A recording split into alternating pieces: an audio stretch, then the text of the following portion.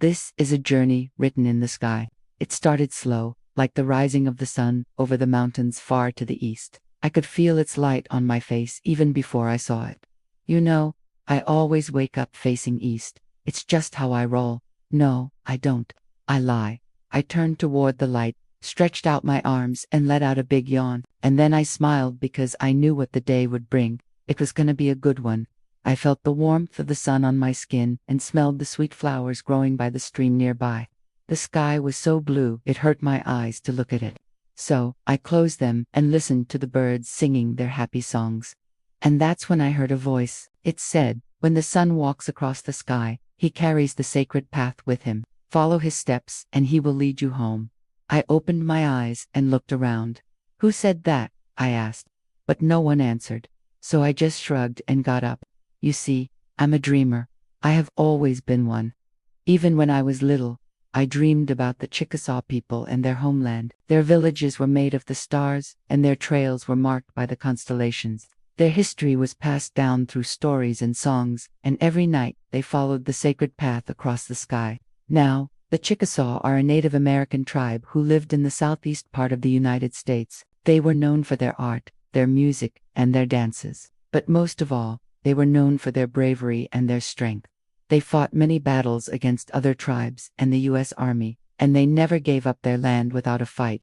One day, the government sent a man named John Collier to move them from their homes. He promised them that if they went peacefully, he would help them find new lands to live on. But once they left, he broke his promise and took all their money and belongings.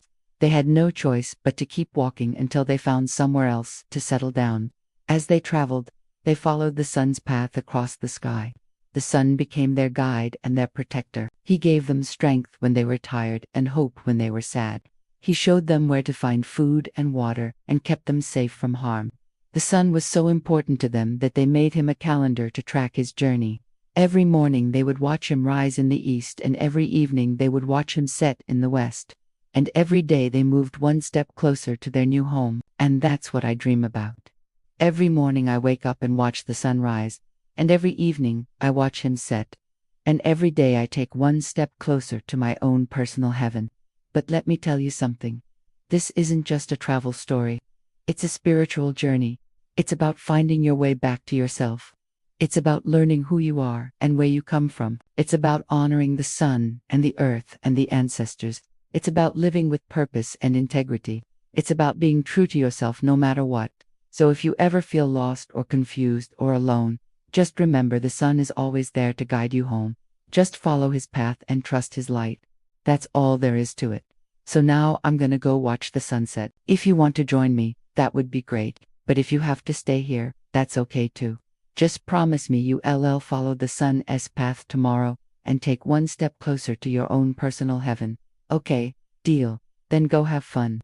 And don't forget to share your dreams with someone you love. It's the best way to keep them alive. Chapter 1. Roots of an Ancient People.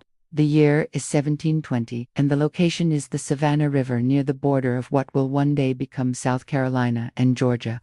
The sun beats down on a large gathering of Native Americans who have come here to trade with one another. There are hundreds of people here from many different tribes. A young man named Chastain sits with his father listening to a grizzled old man named Wakatashi.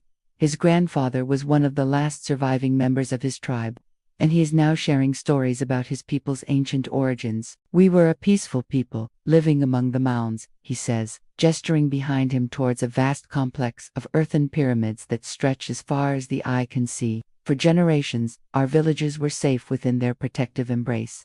We farmed the land, hunted in the forests, and fished in the rivers. Life was good." Chastain looks over at his father Chahota and sees a deep sadness on his face. His people have been living in these mounds for as long as they can remember, but they are no longer safe.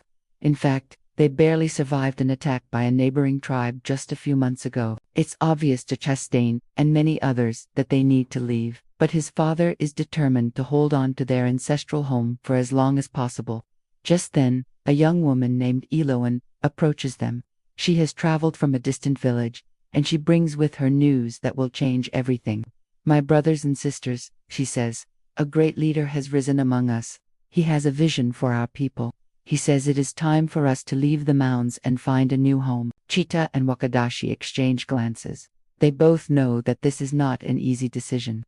But after much discussion, they agree to follow Eloan's advice, and so the tribe begins its long journey away from the mounds. As they travel, they take only the most essential items with them, leaving behind all of their possessions, including the vast stores of food and other supplies that they had accumulated in the mounds. This is a huge undertaking, but they are led by a strong chief named Ianaha, who is determined to find a new home for his people. After traveling for many months, they finally reach a region that is much like the one they left behind. There are plenty of trees for building houses, and the land is fertile for planting crops. Most importantly, there are no other tribes nearby who could attack them, so they settle down and begin to build a new life here. But even though the tribe is safe now, many of them still miss their homeland. Every year, a group of brave volunteers sets out on a journey back to the mounds to retrieve some of their belongings. These trips are dangerous, but the tribe is determined to get as much of their stuff back as possible. One day, while exploring the mounds, a member of the group stumbles upon a hidden cache of corn seeds. Excited by this discovery, they bring the seeds back to their new village and plant them. The following year, the tribe has a feast. Corn is a staple of their diet, and having more of it is always welcome. But soon they realize that there is something special about this particular corn. It grows faster and produces larger ears than any other corn they've seen before. This corn is unlike any other, and the tribe knows that it is a gift from the gods. They call this new type of corn the Fire Nation corn, and they plant it every year. Soon, the entire village is sustained by this one crop. Before long, the tribe is growing so much corn that they need to find new ways to use it. Some of the younger members of the tribe experiment with grinding the corn into flour and making tortillas. Others try cooking the corn in different ways. Still, others come up with the idea of mixing the corn with beans and squash to make a hearty stew. The tribe is so successful at growing and using corn that they soon have more food than they know what to do with. The tribe's elders take notice of all these changes, and they know that it is time to share the tribe's good fortune with others. They send out runners to invite neighboring tribes to come and learn about the Fire Nation corn. Soon, people from all over the region are coming to the village to learn how to grow this amazing new crop. The tribe is happy to share their knowledge, and they quickly become known as the keepers of the Fire Nation corn. As the years pass, the tribe's population grows rapidly. Now, there are so many people in the village that they need to find new land to plant corn on. So some of the bravest young men set out on a journey to find new fields. They travel for many days, but they can't seem to find any land that's suitable for growing corn. Just when they're about to give up, they come across a river that's filled with fish. They follow the river until they find a valley that's perfect for growing corn. The young men return to the village and tell everyone about their discovery. The tribe is overjoyed and they all set to work clearing the land and planting corn. As the corn grows, the tribe knows that they have found their new home. They call this place the Promised Land, because it is everything they could ever hope for. The tribe lives here for many years, growing corn and living off the land. They are happy here, but they never forget where they came from. The elders make sure that the tribe never forgets the mounds, the place where they first learned how to grow corn and sustain themselves. Even after centuries, the memories of their homeland still linger in their minds. When Chastain first heard the story of his people's migration from the mounds, he didn't believe it. How could his people have lived in giant pyramids made of dirt? But as he got older, he started to hear more and more stories about the mounds from people who had actually been there. Eventually, he decided to take a trip to the mounds himself to see if there was any truth to these stories. When he arrived, he couldn't believe his eyes. There were huge earthen pyramids everywhere, stretching as far as the eye could see. He explored the mounds and found evidence of a rich and complex culture, including artifacts made of pottery, stone, and metal. He also found evidence of a great flood, which he believed was responsible for burying the mounds and causing his people to flee. Chastain returned home and shared his findings with the tribe. The elders were grateful to him for confirming what they had known all along, that their people had a rich and complex history that was worth remembering. From that day forward, Chastain became known as the Keeper of the Mounds, responsible for sharing the tribe's history with future generations. In the centuries since, the Chickasaw people have thrived. They have adapted to changing circumstances and continue to honor their ancestors. The Chickasaw people are a strong and resilient tribe, and they owe much of their success to their ability to adapt to changing circumstances, even when faced with great challenges, such as the loss of their homeland or the threat of extinction. The Chickasaw people have been able to find a way to survive. This is partly due to their respect for the elders and their willingness to listen to their advice. The elders of the Chickasaw tribe are highly respected members of society, who are often called upon to settle disputes or offer guidance to younger members of the tribe. They are the keepers of the tribe's history and traditions, and they play an important role in ensuring that the tribe's culture is passed down to future generations. The Chickasaw people believe that their elders are a valuable resource, and they take great care to honor them and listen to their wisdom. However, the Chickasaw people's ability to adapt is not just due to their respect for elders. It is also due to their willingness to change when necessary. For example, when the Chickasaw people were forced to migrate to Oklahoma, they were able to adapt to a new environment and way of life. They also adopted new technologies and customs as needed, which helped them to thrive in a rapidly changing world. Overall, the Chickasaw people are a remarkable tribe with a rich history and culture. Their ability to respect their elders, adapt to changing circumstances, and honor their ancestors has allowed them to thrive for centuries. As the Chickasaw people continue to move forward, they can be sure that they have a bright future ahead of them. And yet, despite their strength and resilience, there are those in the Chickasaw community who yearn for the days of old, who dream of a time when their people lived in harmony with nature in the ancient mounds. Could there be more to these dreams than nostalgia? Are the mounds calling to the Chickasaw people once again? Or is there some other force at work, something ancient and powerful stirring in the earth? Stay tuned next time to find out more. If you enjoy this video, be sure to subscribe for more great content. Thanks for watching. See you next time. Chapter 2, A Sign in the Sky. The morning after the storm. The elders emerged from their homes to the most spectacular sunrise they had ever witnessed. The sky was clear and painted in hues of gold and crimson as the sun rose majestically over the eastern mountains. But it was not just the beauty of the dawn that captivated them. It was something more, something extraordinary that set this day apart from all others. As the first rays of sunlight touched the horizon, they saw it, a brilliant, shimmering disk floating above the mountains. At first, it looked like a gigantic golden coin, then like an enormous pearl. Finally, it resolved itself into the shape of a magnificent bird with outstretched wings. This was no ordinary bird. It had the head of a human, the body of a serpent, and the wings of an eagle. Its piercing gaze seemed to bore into their souls, and its presence filled them with both wonder and awe. For a moment, time seemed to stand still. The elders stood mesmerized, their eyes glued to the sky. Then, as quickly as it had appeared, the celestial bird vanished from sight. Only the echo of its cry lingered in the air, and the memory of its image burned brightly in their minds. They knew that what they had just witnessed was no ordinary phenomenon. It was a sign from the heavens, a message meant only for them.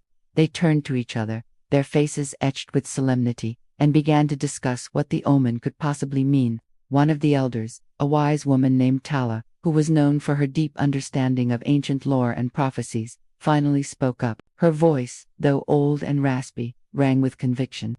"This is no mere bird," she declared, her gaze intense. "It is a symbol, a herald of our destiny." The others nodded in agreement, their faces still pale from the shock of what they had seen. They had all felt it, the presence of something powerful and ancient, something that transcended the mundane and touched the very core of their beings. "What does it mean?" Tala asked one of the younger elders, his voice trembling slightly. "What is it trying to tell us?" Tala closed her eyes, her wrinkled face etched with concentration as she pondered the question. The silence stretched on, broken only by the gentle rustling of the wind through the trees. Finally, she opened her eyes and spoke in a low voice. "It is a call to journey," she said, her voice echoing with the weight of ancient wisdom. "A journey to a place of great power and mystery." Her words hung in the air, and the other elders looked at each other, their faces a mixture of apprehension and determination. They had always known that their destiny was intertwined with the prophecy, but they had never received such a clear call to action. "But where do we go?" asked one of the elders, his voice laced with uncertainty. "The prophecy speaks of a hidden place, but its location remains a secret." Tala shook her head, her eyes twinkling with wisdom. "The sign in the sky is our guide," she replied, her voice firm. "We must follow its path and trust that it will lead us to our destination." With renewed determination, the elders set about preparing for their journey. They gathered the tribe's most skilled hunters, trackers, and healers, forming a small band of intrepid explorers ready to brave the unknown. Each member of the group was chosen for their unique skills and knowledge, and together they formed a formidable team. As they prepared for their journey, the elders shared stories of the prophecy and the legends that surrounded it. They spoke of the ancient battles between good and evil, of the hidden places of power and the trials that lay ahead. Each story added to the sense of urgency and purpose that drove them forward. Finally, when everything was in order, the time had come for them to depart. As they stood on the edge of the forest, ready to venture into the unknown, Tala raised her staff high above her head and addressed the group. "We go forth today, guided by the sign in the sky," she proclaimed, her voice ringing with power. "May the spirits of our ancestors be with us, and may the gods grant us safe passage to our destination." With these words, they turned and began their journey into the heart of the wild unknown. Their path was fraught with peril. They had to cross treacherous rivers, climb sheer cliffs, and navigate dense thickets, all while keeping a sharp lookout for danger. But they pressed on, driven by their unwavering determination to fulfill their destiny. Throughout their journey, the elders relied on their collective wisdom and skills to overcome each new challenge. The hunters tracked game, providing food for the weary travelers. The trackers read the signs of the land, guiding them toward their goal. And the healers tended to their wounds, both physical and emotional, ensuring that they were ready to face whatever lay ahead. But even as they journeyed, doubts and fears began to creep into their minds. The prophecy was ancient and cryptic, and the path to the hidden place was unclear. There were times when they questioned whether they were truly on the right track, and whether their efforts would ultimately be in vain. Yet they pressed on, driven by their faith in each other and in themselves. They had come too far to turn back now. They had to succeed, not just for themselves, but for the future of their people. As days turned into weeks and weeks into months, the landscape began to change. The lush forests gave way to barren mountains, and the rivers became scarce, and the weather grew colder. The group, once vibrant and full of vigor, began to feel the effects of exhaustion and despair. They missed their homes and families and longed for the comfort of their familiar lives. Yet they knew that they could not give up. They had to reach the hidden place, not just for themselves, but for the sake of their people and for the balance of the world itself. Then one day, as they struggled onward, they stumbled upon a clearing. In the center of the clearing stood a magnificent tree, its branches reaching toward the sky like the arms of a giant.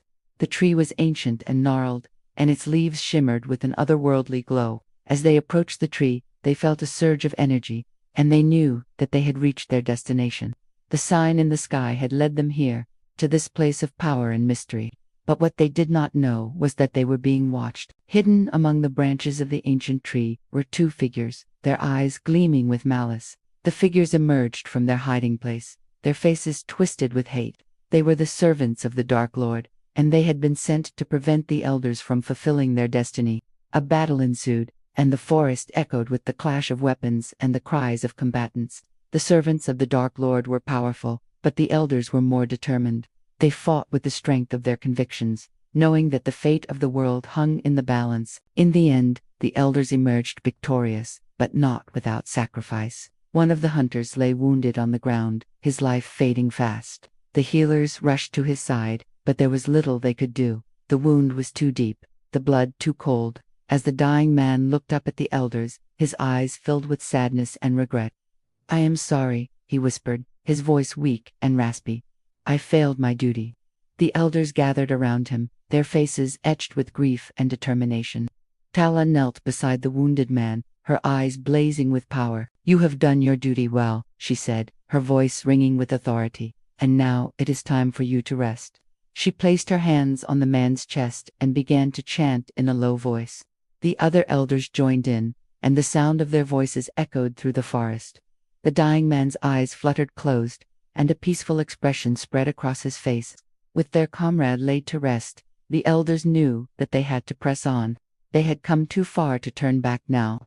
They had to reach the hidden place, not just for themselves, but for the sake of their people and for the balance of the world itself. And so they journeyed on, their hearts heavy with loss, but their spirits unbroken. They knew that they were fulfilling their destiny, and that knowledge gave them strength to keep going.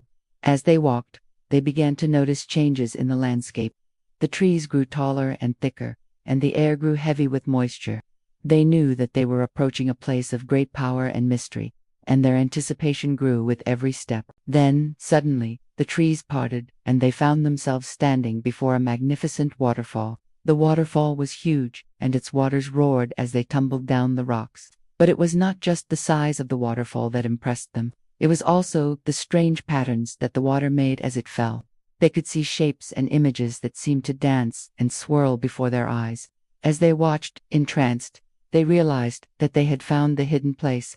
The waterfall was not just a natural wonder. It was a portal to another world, a world of magic and mystery. They hesitated for a moment, not sure what to do next. Then Tala stepped forward. She had felt the presence of great power here, and she knew that they could not stay. They had to pass through the waterfall if they were to fulfill their destiny. With a deep breath, she plunged into the water and disappeared from sight. The others followed, and one by one they passed through the waterfall and into the unknown. And so the elders vanished from the mortal realm, leaving behind nothing but the sound of the rushing water and the memory of their sacrifice. They had followed the sign in the sky to the hidden place, and now they were gone. But their journey was far from over.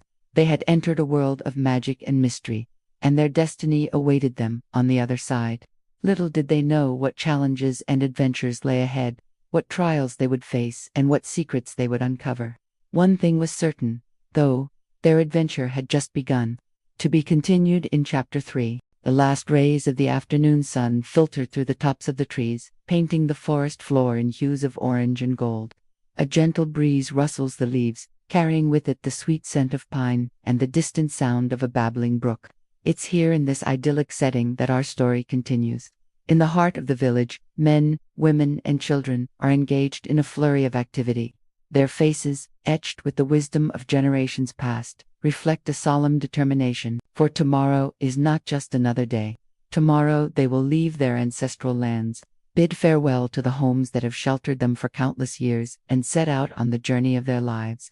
A journey fraught with uncertainty, but one they must undertake for the sake of their very survival.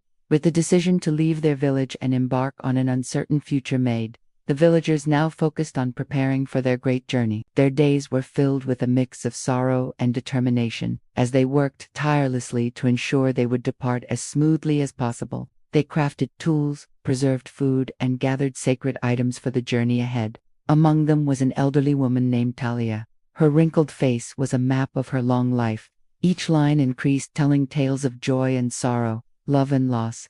She was the village elder, the keeper of their history and traditions. Now, as she surveyed her people, her heart ached with a deep, primal sorrow, but she knew that despair wouldn't help them, so she channeled her emotions into action, organizing, advising, and comforting whenever needed. Talia had lived through seasons of plenty and times of hardship, but nothing had prepared her for this. The impending departure from their ancestral lands was a wound in her soul, a pain she knew would linger long after they found their new home. Yet she pressed on, her spirit unbroken. After all, she was the village elder, a pillar of strength for her community, and so she shared her wisdom, ensuring that every aspect of their departure was meticulously planned. She remembered ancient tales of migration, stories her grandmother had sung to her about their ancestors' journeys across vast stretches of land in search of new homes. These stories weren't just folklore to her, they were a roadmap, guiding her on how to lead her people through this perilous journey. With the weight of her village's fate on her shoulders, she organized, advised, and comforted. Her voice, though weathered by time, rang with authority and compassion. As dusk settled over the village, casting long shadows that stretched and danced in the fading light, the villagers gathered in the central clearing. The air was thick with emotion, the silence broken only by the crackling of a small fire in the center and the occasional sob. This was a sacred moment, a ritual that transcended the physical act of preserving food and tools. It was a ceremony of hope, a prayer for a better future. One by one, they placed their most precious possessions into the hollowed-out trunk of an ancient oak. Each item carried with it a story, a memory of lives they were leaving behind. Tools that had helped them build their homes, utensils that had shared their meals, blankets that had warmed their families through harsh winters. These weren't just objects. They were tokens of a life they cherished, a life that was now slipping through their fingers like sand. There were tears, of course, tears that fell freely, washing away years of joy and sorrow, leaving behind a raw, aching void. But there were also whispered prayers, soft songs of lament, and tales of courage, for they knew that this wasn't an ending, but a beginning, a new start, in an unknown place. Among them stood a young man named Ilian. His face, though young, bore the seriousness of one much older. He watched as the villagers placed their precious belongings into the trunk, his heart heavy with the weight of their sacrifice. Ilian was the son of the village elder, and his keen eyes had observed the weariness in his mother's face, the forced cheerfulness in his neighbors' voices. He understood what this journey meant, not just for their immediate future, but for the future of their bloodline. He remembered his mother's stories of their ancestors, who had undertaken similar journeys, driven from their homes by the forces of nature or the greed of others. He looked at the faces around him, the faces that had been etched by the hardships of their lives, and he saw the flicker of hope in their eyes, hope for a better life, a life that they deserved after years of struggle and sacrifice. He thought of his mother Talia, who had shouldered the burden of leadership with grace and dignity. Her strength had been their rock, anchoring them during the stormiest of times, and now she was preparing to let go, to leave behind the only home she had ever known. A lump formed in Ilian's throat, and he knew that no matter how strong they were, the road ahead would be fraught with challenges. As the last item was placed in the trunk, a hush fell over the clearing.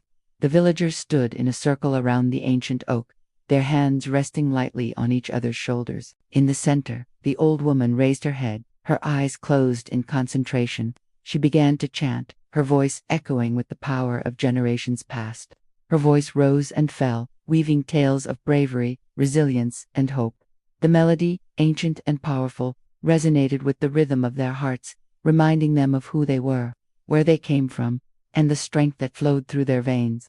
As the song reached its crescendo, the old woman's voice blended with the whispers of the wind, the rustling of leaves, and the murmuring of the nearby stream. It was a sound that transcended mere music, a sound that spoke of their unity, their courage, and their unbreakable bond with their ancestors.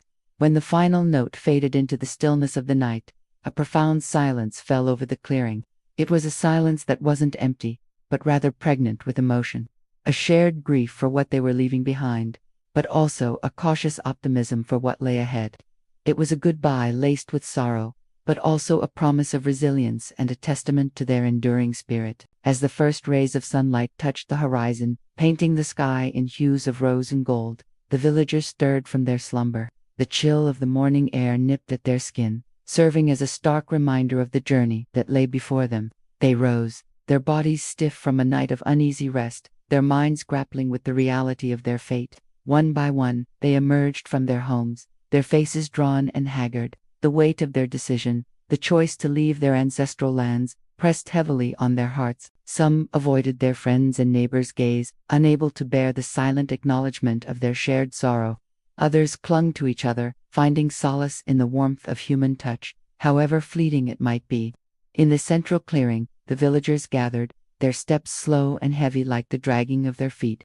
They stood in a loose circle, their bodies turned inward, sharing a moment of quiet grief. There were no words, no songs or chants to ease the pain. This wasn't a celebration or a ritual.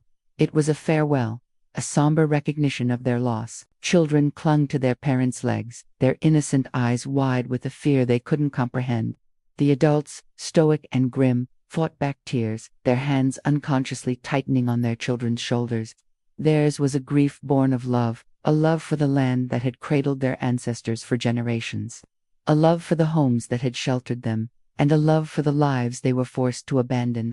Ilian stood close to his mother, his arm around her shoulder, feeling the tremors that ran through her frame. He saw the effort it took her to maintain her composure, the way she straightened her shoulders, the faint smile she offered to those around her. He understood that she wasn't just grieving for their lost home, but also for the hopes and dreams they had to leave behind.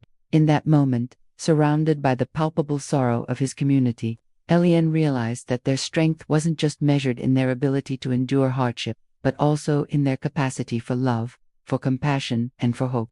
Love for the land, compassion for one another, and hope for a brighter future. He looked up at the sky, meeting his mother's gaze, and in her eyes, he saw the reflection of their shared resolve. They would survive not just because they had to, but because they had each other and the unwavering strength of their spirit. This is the story of the Oregon Trail, and this is Chapter 4, The First Steps Westward. The wagon train was ready, and the group started their journey west on May. It was an emotional day for everyone. Francis had to be strong for his family, especially after what happened with Wolfgang. It was hard for him to think about that right now. He put those thoughts aside and focused on the task at hand. His brother Thomas was driving the lead team. That was an honor given to the most experienced driver. After Thomas was John, then Francis, and then Jacob. They were all wearing their best clothes, not because they expected company, but because it was a sign of respect for the journey they were about to take. Following close behind the wagons was a group of scouts. This was important. There were dangers that could befall the group, and they needed to be aware of them. There would be times when they would need to stop and wait for the scouts to come back. Behind them were the rest of the men, women, and children. They walked alongside the wagons. There were no roads out here, so there was no way to tell where the wagon wheels would end up during the day. So every few minutes someone would have to yell out, "Whoa, there," and the drivers would pull their teams off to the side to let the walkers go by. It went much slower than if they had just driven straight through without stopping. It was boring, hot, and slow going. The only excitement came from when they had to ford streams or rivers. Sometimes they would find wild horses that had strayed away from their herds. If these horses were not claimed by anyone, then they could be taken. A wild horse is just as good as one that's tame, but you got to work harder to catch it. As the days passed, people started to get blisters, sore spots, and cuts. Most of these could be taken care of by the doctor. But some people just weren't meant to be walking this trail. Margaret Petway was one of those. Her feet were bleeding badly and she had to be carried the rest of the way to Independence Rock. Here they stopped for 3 days to let her heal. Along the way, they picked up more people who couldn't make the whole journey on foot. They brought these people along in wagons, and the drivers took turns letting others drive the teams so they could get a chance to walk. For some, walking was easier than riding in a wagon. Many times during the night, the travelers would hear wolves howling. At first, it made people nervous, but as time went on, they found comfort in the sound. It was like hearing from an old friend. The travelers knew that even though the night was dark and scary, the sun would come back up and drive the wolves away. One morning, the travelers woke up to the smell of bacon. To them, this was like smelling the roses. It meant breakfast was ready. Some would jump out of their wagons and help prepare breakfast, while others would start fires to cook theirs. The mornings were always busy. Everyone wanted to get breakfast over with, so they could hit the road and get to their destination. But sometimes things don't always go as planned. It was during one of these mornings that Willie and Charlie Fish were attacked by a grizzly bear. Willie was cooking breakfast and left Charlie by himself for a moment. That's when the bear pounced. Poor Charlie barely had time to react. Before he knew it, the bear had him pinned to the ground. Willie came back just in time to see the bear mauling his little boy. Without hesitation, Willie grabbed a stick and whacked the bear as hard as he could. The bear let go of Charlie and charged at Willie. Willie ran as fast as he could, but the bear was faster. The bear knocked him down and started to gnaw on his leg. Willie screamed as loud as he could, hoping someone would come to his rescue. Hearing her husband's screams, Lucy ran over to help. She grabbed the bear by its fur and bit its nose as hard as she could. Finally, the bear ran off. Willie's leg was badly mauled and infected. There was no hope for him to recover. For 5 long days, Lucy cared for her husband. On the 5th day, Willie passed away. Lucy and Charlie buried him as far away from camp as they could, dug a hole, laid him down, covered him with dirt, and placed a small rock monolith at the head of his grave. It was too painful for Charlie to stay any longer. He left to go live with relatives in Missouri. His mother Lucy stayed with the group as long as she could, but eventually she had to leave. She wasn't strong enough to keep going. The travelers mourned for Willie, but they had to keep moving westward. On July, the travelers arrived at Independence Rock.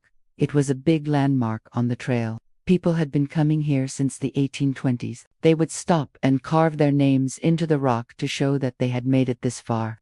Some people also wrote messages on the rock. One read, "God is our leader. He will protect us." Another said, "In God we trust." Others were more lighthearted. One read, "Don't be discouraged. Be happy." Some of the people staying at the rock were tourists like George and Eliza. They didn't plan on going all the way to Oregon.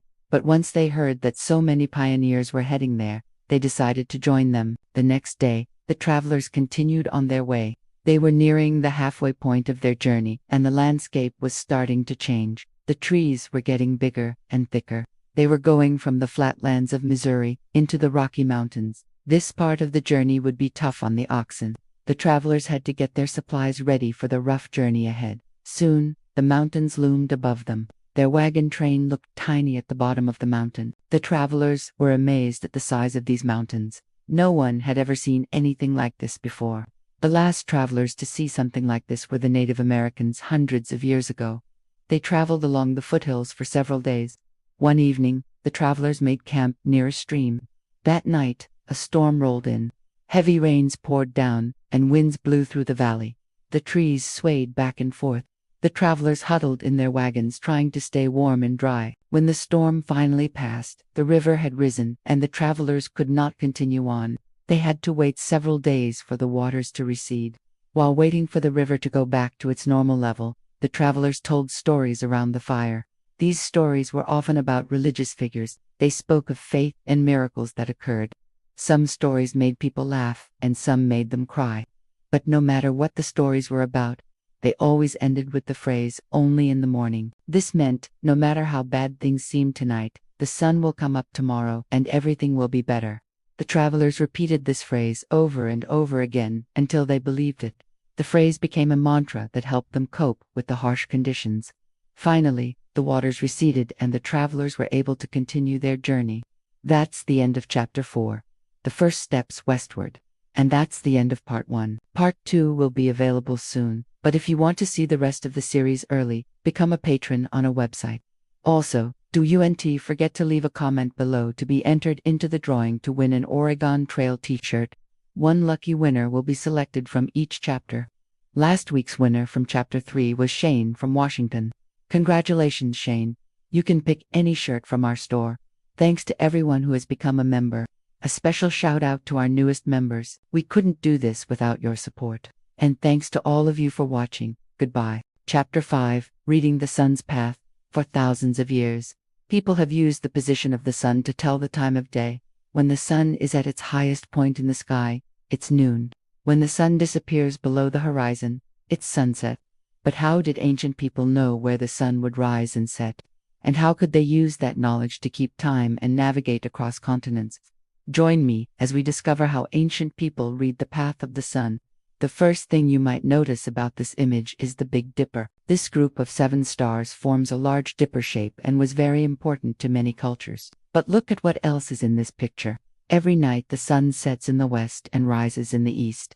Over the course of a year, the sun's path follows an arc across the sky. The higher the sun climbs in the sky, the more daylight hours you have. As the sun's path gets lower, the days become shorter. Eventually, the sun reaches its lowest point and the days are at their shortest. This is the winter solstice.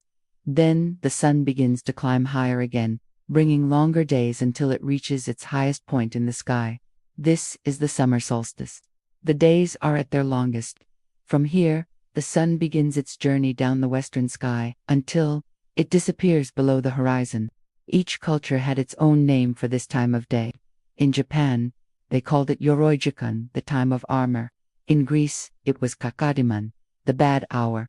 In England, it was night. Long ago, farmers would use the position of the sun to help them with their work. For example, in Inca culture, if the shadow of a rock monolith pointed towards the east at sunrise, it was time to plant crops. If the shadow pointed to the west, it was time to harvest. But there's something else happening in this picture. Our 7-star dipper has 2 points that stand out. These 2 points form an imaginary line. When the sun reaches these points in its path, it's a certain time of day. When the sun reaches the southernmost point, it's noon. When the sun reaches the northernmost point, it's 6 o'clock. At the solstices, the sun reaches its highest and lowest points, marking the start of summer and winter. These were important times for ancient cultures. Many built monuments to mark the solstices. One of the most famous is Stonehenge in England. Archaeologists think people used Stonehenge to tell the time of year and to predict when the seasons would change. They also used the sun's path to help them travel. The sun always rises in the east and sets in the west. No matter where you are on Earth, Using the position of the sun, travelers could know which direction to go to find water or shelter. Sailors used the sun's path to help them navigate across the oceans. Even today, airplanes use the sun's path to help them stay on course. Some cultures created special symbols to represent the sun's path. The Egyptians created the scarab beetle symbol to represent the sun. The Aztecs created a feathered snake to represent the sun god. These symbols became sacred because they represented the most powerful force in nature. People believed that the sun gave life to everything on earth. Without the sun, there would be no plants, no animals, and no people. So ancient people honored the sun and its path across the sky. They developed calendars to track the sun's movement. They built temples to watch the sunrise and sunset. They even created myths and legends to explain the sun's path across the sky. In some cultures, the sun was a god. In others, it was just a ball of burning hot gas. But no matter what people believed, everyone respected the sun and its power over our world. Hey, thanks for watching. See you next time. So this is chapter 5 of our practical astronomy course. And in this chapter we're going to be looking at how ancient people read the path of the sun across the sky during the day. This was a very important part of living in the ancient world. You didn't have a watch or your phone to tell the time, so you had to find other ways of telling the time of day. So let's jump right into it. The first thing that they would have noticed is where the sun rises and sets. It might seem obvious to us today that the sun always rises in the east and sets in the west, but to the ancient people, this wasn't always the case. There were times of the year when the sun would rise and set in different directions, and there were even some cultures that believed that the sun actually did move across the sky and followed a path. In fact, many cultures saw the sun as a physical object, like a boat or a car or something else. They would personify the sun and say things like the sun is driving its fiery chariot across the sky, or the sun is sailing across the sky in its boat. When you think about it from their perspective, it kind of makes sense why they would believe this. If you see something moving across the sky every single day, it would make sense that you would think that it's actually moving rather than the earth rotating underneath it. But despite these beliefs, most cultures still knew that the sun had a path across the sky. And they knew that they could use this path to help them tell the time. They would look up at the sun and see which direction it was heading, and that would give them an idea of what time it was. Of course, this only worked during the day, but it was still better than nothing. And depending on where you were in the world, the sun's path across the sky was very different. For example, if you were near the North Pole, the sun would never set in the winter. The sun would just circle around the horizon and never dip below it. On the other hand, if you were near the South Pole, the sun would never rise in the winter. It would just stay below the horizon all day long. And then, of course, if you were anywhere in between those two extremes, then the sun would rise and set at different times depending on the time of year. Most cultures had some sort of myth or legend about the sun and its path across the sky. For example, in some Native American cultures, the sun was seen as a great hunter who traveled across the sky each day in search of game. In African mythology, the sun was often depicted as a bird that flew across the sky each day. And in Norse mythology, the sun was pulled across the sky by a giant goat. All of these myths and legends helped the ancient people to understand the path of the sun across the sky, and they were able to use this knowledge to help them tell the time and also to help them navigate. But it wasn't just the direction of the sun that they used to tell the time. They also looked at the way that the sun's path across the sky changed over the course of the year. As you probably already know, the Earth's axis is tilted. Because of this tilt, the sun's path across the sky changes as the Earth rotates on its axis. During the summer, the sun's path is higher in the sky, because the northern hemisphere is tilted towards the sun. During the winter, the sun's path is lower in the sky, because the northern hemisphere is tilted away from the sun. And during the spring and fall equinoxes, the sun's path is in the middle, because the northern hemisphere is neither tilted towards nor away from the sun. Ancient people were able to use these changes in the sun's path to help them predict the seasons. They would also use these changes to help them navigate. For example, if they knew that the sun's path was low in the sky, they would know that it was wintertime, and that meant that it was probably not a good time to go traveling. But if they saw that the sun's path was high in the sky, they would know that it was summertime, and that meant that it was probably a good time to go traveling. The ancient Egyptians were some of the first people to really start keeping track of the sun's path across the sky. They built huge monuments like Stonehenge and the Great Pyramid of Giza to help them keep track of the sun's path. They also developed a very sophisticated calendar system based on the sun's path across the sky. The Egyptians were able to use their knowledge of the sun's path to help them predict the flooding of the Nile River. This was very important because the flooding of the Nile River was what made Egypt such a prosperous civilization. Another culture that kept track of the sun's path was the Inca. The Inca built a network of roads and paths that followed the sun's path across the sky. This allowed them to communicate and trade with other Inca settlements much more easily. The Inca also used the sun's path to help them plan their battles. They would try to attack their enemies when the sun was low in the sky, because that would make it harder for their enemies to see them coming, as well as keeping track of the sun's path. The ancient people also used the sun as a symbol. Many cultures had sacred symbols that represented the sun. For example, the Native Americans had a medicine wheel that represented the sun's path across the sky. The Egyptians had an ankh that represented the sun's life-giving power. And the Inca had a puma that represented the sun's strength.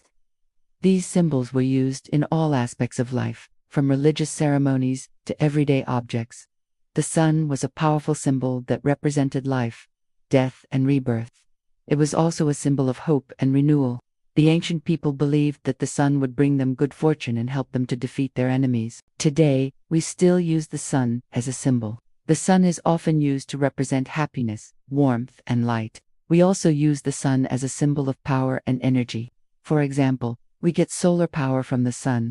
The sun is also a symbol of many countries, including the United States, Japan, and India. Now, we're going to look at how sacred symbols tied into navigation.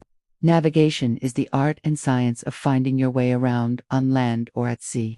Ancient people needed to be able to navigate because they often had to travel long distances to find food or to escape danger. They also needed to be able to navigate for trade and war. Many ancient cultures kept sacred symbols with them while they were traveling.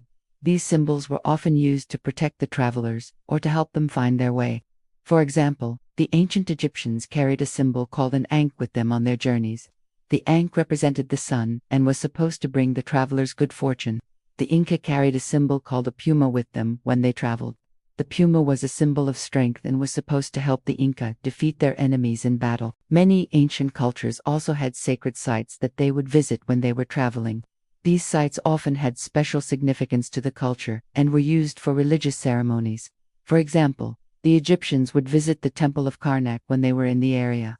The temple was dedicated to the god Amen and was one of the most important religious sites in Egypt. The Inca would visit the Temple of the Sun when they were traveling through Cusco. The temple was dedicated to the sun god Inti and was the center of the Inca religious system. Today, we still have cultures that use sacred symbols for navigation. For example, many Native American tribes have sacred sites that are important to their culture. These sites often have special significance to the tribe and are used for religious ceremonies. Some cultures also have sacred symbols that they use for protection. For example, some people wear a cross or a Star of David to protect them from evil. And that brings us to the end of Chapter 5. If you enjoyed this video and want to learn more about astronomy, check out our full astronomy course, which you can find on our website. Thank you for watching, and until next time, keep looking up. For those who enjoy walking, there's nothing quite so pleasant as a long trek through the forest. You can listen to the birds, breathe in the fresh air, watch squirrels chase each other up trees, and just enjoy nature. However, that is, if you don't have to cross any rivers. Rivers are one of the most difficult natural obstacles for walkers to overcome. There's no easy way to get across them. Unless you have a bridge or some other structure to help you out, you will need to get your feet wet. Some rivers are shallow enough that this isn't too big of a deal, but others may be too strong and swift to wade through safely, especially if you're alone. If you're lucky, you may find some rocks that allow you to hop from one to another, like a stepping stone, but more often than not, you will have to either jump in and swim or go back upstream until you find a place where the water is so deep, depending on the location. Even experienced walkers may want to take off their shoes and socks and hold them above their head while they re-swimming. This helps protect their feet from rocks and other debris that could cause injury. For those who wear contact lenses, it's a good idea to take them out as well, as getting water in them can cause irritation and pain. It isn't always easy to figure out how deep a river is without getting in yourself. So many walkers make the mistake of wading in without testing the waters.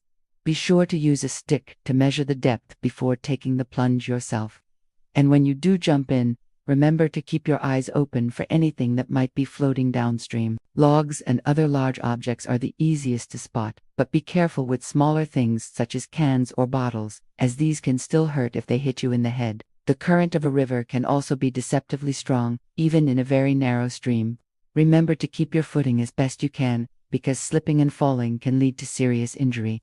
If you have to cross a particularly wide or deep part of a river, consider using a trekking pole for support. Then, once you get to the other side, be sure to check yourself for ticks, as they love to latch onto people after a swim. Once you've gotten your bearings after crossing the river, it's time to continue your journey into the woods.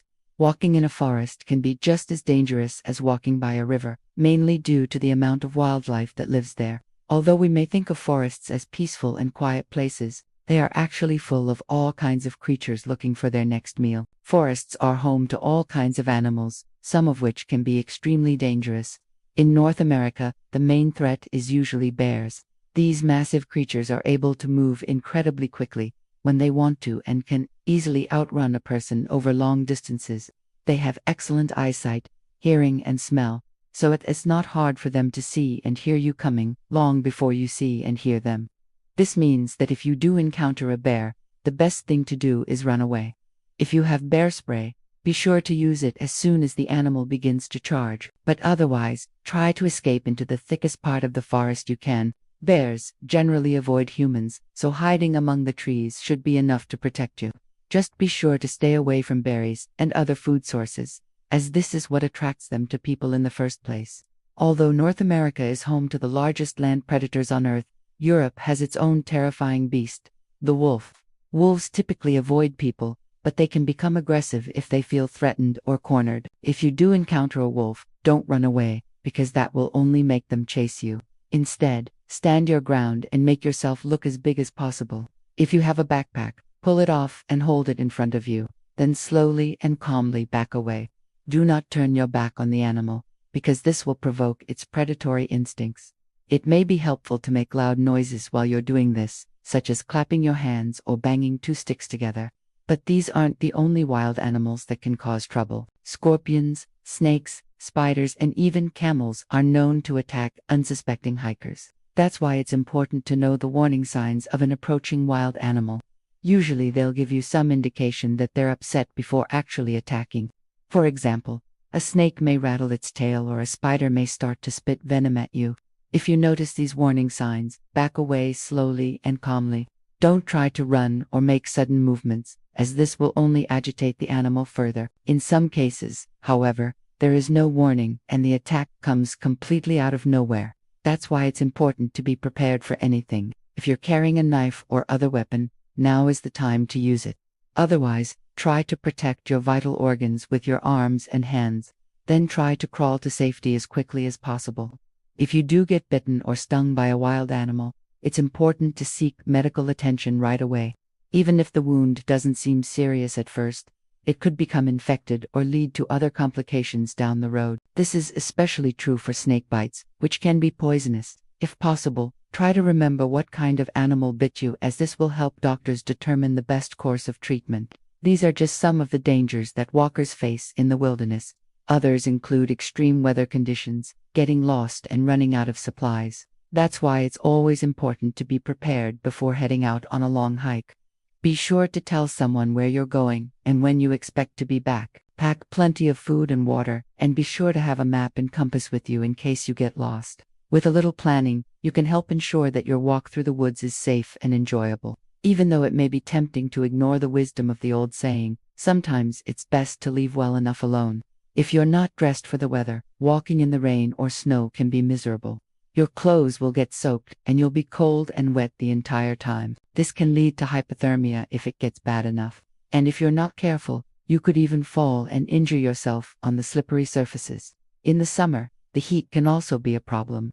If you're not used to walking in hot weather, you could end up getting sunburned or even suffering from heat stroke. That's why it's important to plan your route carefully and take breaks when you need them. If you're not dressed properly for the weather, the terrain can also be a challenge. Walking in the snow can be difficult because of the added weight, and it can be easy to lose your footing on icy surfaces. In the summer, walking in the sand can be just as tiring. Not only does the sand shift under your feet, making it hard to stay balanced, but it's also much softer than solid ground, meaning you have to put in much more effort with every step you take. Of course, there are ways to mitigate some of these problems. Wearing waterproof boots can help keep your feet dry in the rain or snow, and in the summer, putting on sunscreen and taking breaks in the shade can prevent sunburn and heat stroke. No matter what the weather is like, though, it's important to be prepared for anything. That's why it's always a good idea to bring along extra clothes, food, and water on a long walk. The biggest danger of changing seasons is the possibility of getting lost. During the winter, for example, heavy snowfall can bury trails and make it difficult to follow the path ahead. In the summer, tall grasses can also obscure the trail, making it hard to see where you're going. This is why it's important to be prepared for the worst. Before setting out on a long walk, be sure to tell someone where you're going and when you expect to be back. Bring a map and compass with you and know how to use them. And be sure to pack plenty of food and water in case you get lost and have to spend the night in the wilderness. With a little planning, you can help ensure that your walk through the woods is safe and enjoyable no matter what the weather is like. Thanks for watching. We hope you enjoyed the video.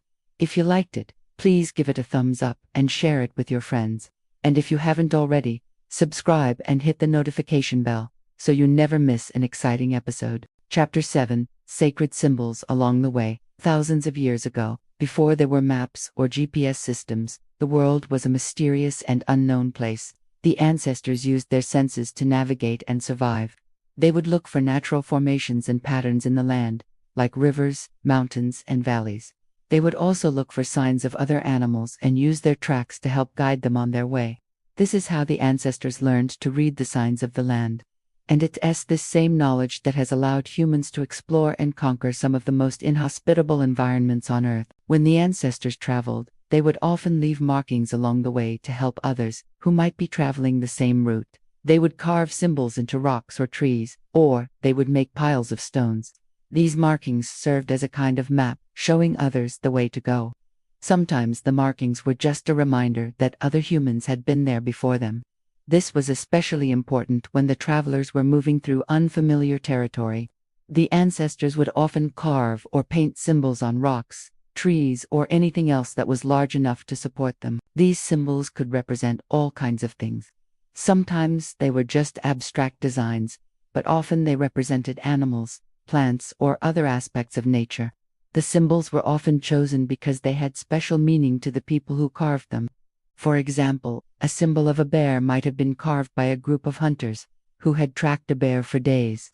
In this case, the symbol would serve as a reminder of the hunt, but it would also warn future travelers of the danger that lay ahead. If the bear had been particularly vicious, the hunters might have even taken the skull with them and hung it from a tree as a warning.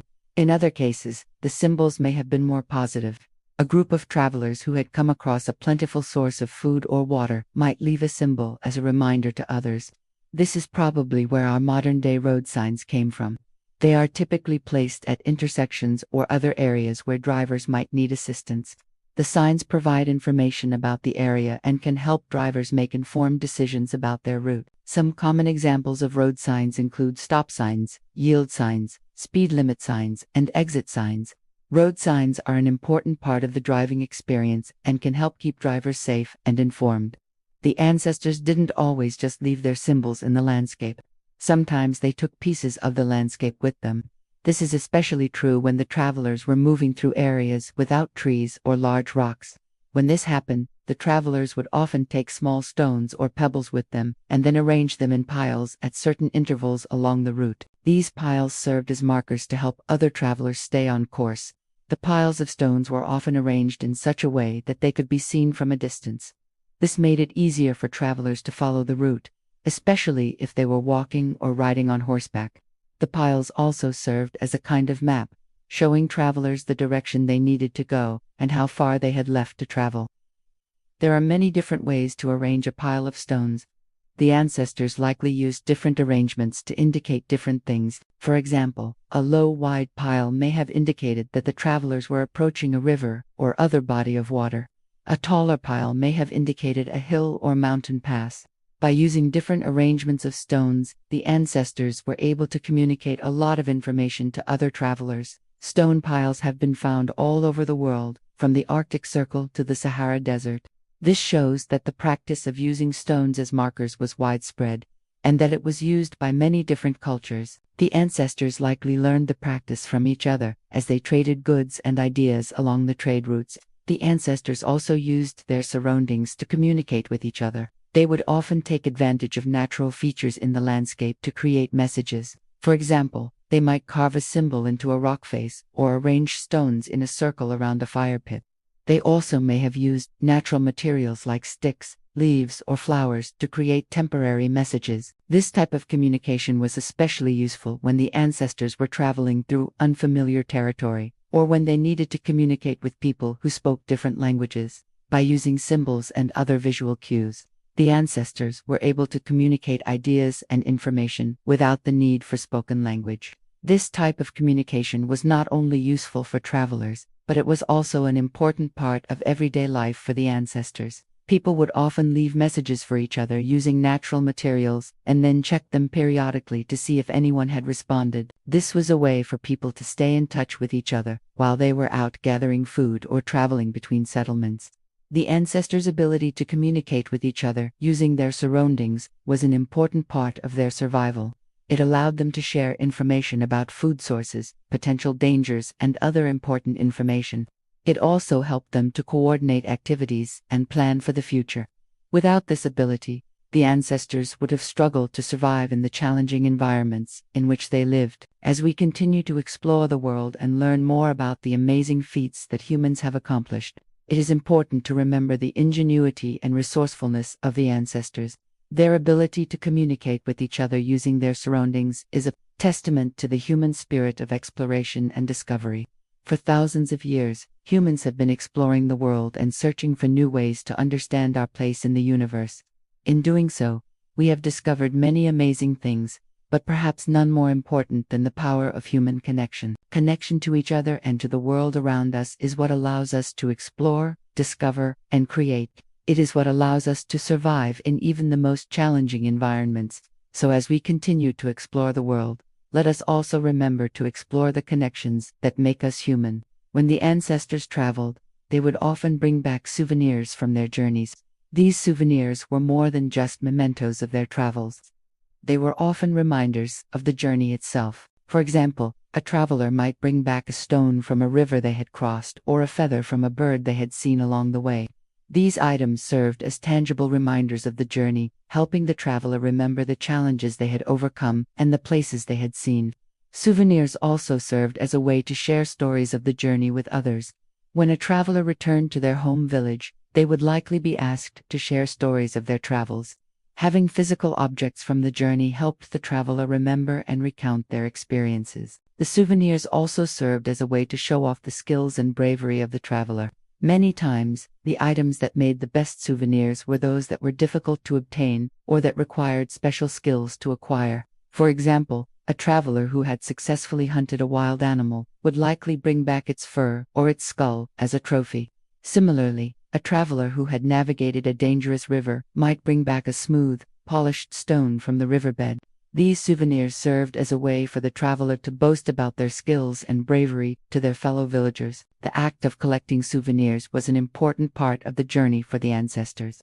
It was a way for them to connect with the world around them and to remember their experiences long after the journey was over. In a time before cameras and other recording devices, souvenirs were an important way to capture the memories of a journey. They were also a way to share stories and to show off the skills and bravery of the traveler. So next time you go on a journey, remember to bring back a souvenir. It could be a rock, a feather, or anything else that reminds you of your travels. And when you return home, be sure to share your stories and your souvenirs with your friends and family. They will love hearing about your adventures. As the chapters progress and the story unfolds, the characters come to learn that these symbols hold a deeper meaning. Each symbol represents a different aspect of the journey, both physically and spiritually. By understanding the meaning of the symbols, the characters gain a deeper understanding of themselves and their place in the world. They learn that the journey is not just about the destination, but about the lessons and experiences that they encounter along the way. The symbols become a living map of the journey, guiding the characters towards their destination and helping them to grow as individuals. We hope you enjoyed Chapter 7, Sacred Symbols Along the Way. Stay tuned for more exciting chapters in this epic journey. And don't forget to subscribe to be notified of new releases. Thanks for watching. See you next time. The sun was a distant memory behind a veil of clouds as a cold wind whipped across the barren fields of the valley. Winter had arrived early this year, and with it brought biting frosts that withered whatever little remained of the late harvest. Each gust of wind seemed to carry a threat, a reminder of the long dark nights that were to come, and the gnawing hunger that would accompany them. The community, once vibrant and hopeful, now huddled around dying fires, their faces drawn and haggard from the constant struggle for survival. Hope was a fragile thing, as fleeting as the sunlight that struggled to pierce the thick clouds. Elara knelt by the sputtering fire, her gaze fixed on the dancing flames. Her stomach rumbled, a painful reminder of the hunger that had become their unwelcome guest. For weeks, the meager stores of grain they had managed to salvage from the failed harvest had sustained them. But now even those were running low. The once full sacks hung limp, their contents dwindling with each passing day. Her son Liam shifted closer to her, his small hand clutching at her worn cloak. His eyes, wide and innocent, stared back at the fire, mirroring her own desperate hope for a different outcome, for a different dawn. Across the fire, Alaric, the community leader, rose to his feet, his weathered face etched with worry. His every move was a testament to the burden of leadership in these dire times. He addressed the community, his voice echoing their collective dread. "We must prepare for the worst," he announced, his voice heavy with the weight of responsibility. "Our stores will not last the winter. We must venture out into the stormlands to seek food or perish here in the valley." A murmur rippled through the crowd. The stormlands, a treacherous expanse of wind-battered mountains and desolate plains, were a perilous journey under the best of circumstances. Now, under the unforgiving grip of winter, they were a graveyard of hope. Ilara's heart pounded against her ribs. She glanced at Liam, his small face a mask of apprehension. The thought of exposing him to the dangers of the stormlands filled her with dread. Yet she knew staying in the valley, hoping for a miracle, was no different than signing their death warrants. As if sensing her turmoil, Liam clutched her hand, his tiny fingers digging into her skin. In that moment, Ilara drew strength from her son's trust, a trust that was as pure and unwavering as the stars that peeked through the clouds above them. With a deep breath, Ilara nodded, her resolve hardening. She would face whatever lay ahead for her and her son, for the sake of their survival, but also because backing down was never an option, when hope itself was on the line. The next morning, the wind had a bite to it that made one's breath catch in their throat. The sky was a leaden gray, promising a day of relentless rain, yet the community, their faces grim but determined, began the long trek into the Ilara walked alongside Alaric, who, despite his own burdens, offered her a reassuring presence. They moved steadily, their steps sure, though the weight of the impending challenges pressed heavily on their shoulders. As the rain began to fall, the journey became more treacherous. The path ahead blurred, turning what should have been a day's walk into a perilous overnight camp. With the storm raging around them, they gathered close to the dwindling fire, sharing stories and songs to keep their spirits high. But it was of little avail. By the time the first rays of dawn touched the horizon, their situation had grown dire. Morale was at an all-time low, and the incessant rain showed no signs of relenting. Ilara watched over Liam, making sure he stayed warm and encouraging him to eat the little rations they had left. The boy's cheeks were pale, and she could see the exhaustion in his eyes. It broke her heart, but she knew that despair was a luxury they couldn't afford. She turned to Alaric, his face illuminated by the firelight. "We need a distraction," she said, her voice firm with resolve. "Something to lift their spirits, to give them hope." Alaric looked at her, understanding the gravity of the situation. Hope was essential, a lifeline in the storm. "What do you suggest?" he asked, his voice rough with fatigue. Ilara's gaze swept over the huddled figures, their faces etched with weariness. "Music," she said, her voice ringing with conviction. "Music can touch the soul. It can remind us of happier times and give us strength to endure the present." Alaric nodded, recognizing the wisdom in her words. He knew that music was more than just sound. It was a language that transcended words, a bond that united hearts. As the rain continued its relentless assault on their camp, Ilara began to sing. Her voice, though hoarse from disuse, carried a melody that echoed the struggles of their journey, yet hinted at the promise of a brighter dawn. Her song resonated with the others, stirring memories of a time before the harsh winter, before the hunger had become their constant companion. It was a song of resilience, a tribute to the indomitable spirit that refused to be broken by the unrelenting storm. And as her voice mingled with the drumming rain, something remarkable happened. The oppressive gloom that had settled over the camp began to lift, replaced by a fragile sense of unity and hope. Each time her voice faltered, someone else would join in, their voices weaving together in a tapestry of sound that spoke of shared adversity and unyielding courage. And in that shared vulnerability, they found solace. By the time the next morning dawned, the storm had passed. The clouds that had loomed ominously in the sky were gone, replaced by a vast expanse of clear blue. The sun, as if in response to their song, shone brightly, casting away the shadows of despair that had clung to them like the mist of the lands. Their spirits lifted. They packed their meager belongings and set off into the bright expanse of the new day. Hope, like a fragile seedling, had taken root in their hearts, nurtured by the shared experience of their song. As they ventured forth, the memory of their night of music echoed in their steps, reminding them that even in the darkest of storms, the human spirit, when bound by hope and music, could endure. The long walk through the bright, open spaces of the stormlands was arduous, but their spirits were lighter now. They walked not just as individuals, but as a community bound together by trials and tempered by hope. Days turned into weeks, and the journey was a test of their endurance. Yet through it all, the memory of their song remained, a silent promise to each other to keep going, to hold on to hope. Finally, on a day when the sky was a brilliant blue and the sun shone warmly, they saw it, a distant plume of smoke rising in the far horizon. It was a beacon of hope, a sign of life, and the promise of warmth, and perhaps food. As they drew closer, the scent of wood smoke and something else, something akin to cooking meat, filled their nostrils, stirring memories of better times. It was a simple smell, yet it held within it the essence of life, of survival. The sight of the smoke also rekindled a spark of determination in their eyes. Their journey was almost over. The end of their ordeal was within reach, and it spurred them onward. When they finally reached the source of the smoke, it was a small encampment, but, to the weary travelers, it looked like a sanctuary. A group of people, haggard but welcoming, greeted them, offering them food, water, and most importantly, a place by their fire. That night, as they sat around the fire, sharing their meager meal, they knew that they had survived the worst of it. The journey back to the valley would be easier, both physically and emotionally, for they were no longer alone. They had faced the trials of the stormlands and emerged, not just as survivors, but as a stronger community bound by a shared ordeal and the echoes of a song that had kept their hope alive. And so it was that through the hardships of winter, the community of the valley endured. They had faced the trials of hunger and the fury of the storm, and they had emerged stronger, more resilient, their bonds of community and hope reforged in the fires of adversity. Welcome back to the tribe. Today we're going to talk about Chapter 9, Lessons from Other Nations. And when I first read this chapter, I had to reread it several times, because it was so different than what I expected. It was so much better than what I expected. But let's get right into it.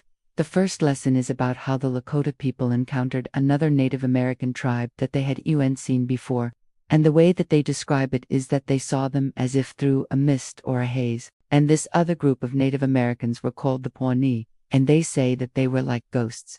They were so mysterious, and they were so different than they were. And so one day, they finally got brave enough to go up to them and talk to them, and they said, "Who are you people? Where did you come from?" And the Pawnee told them, "We are the Pawnee.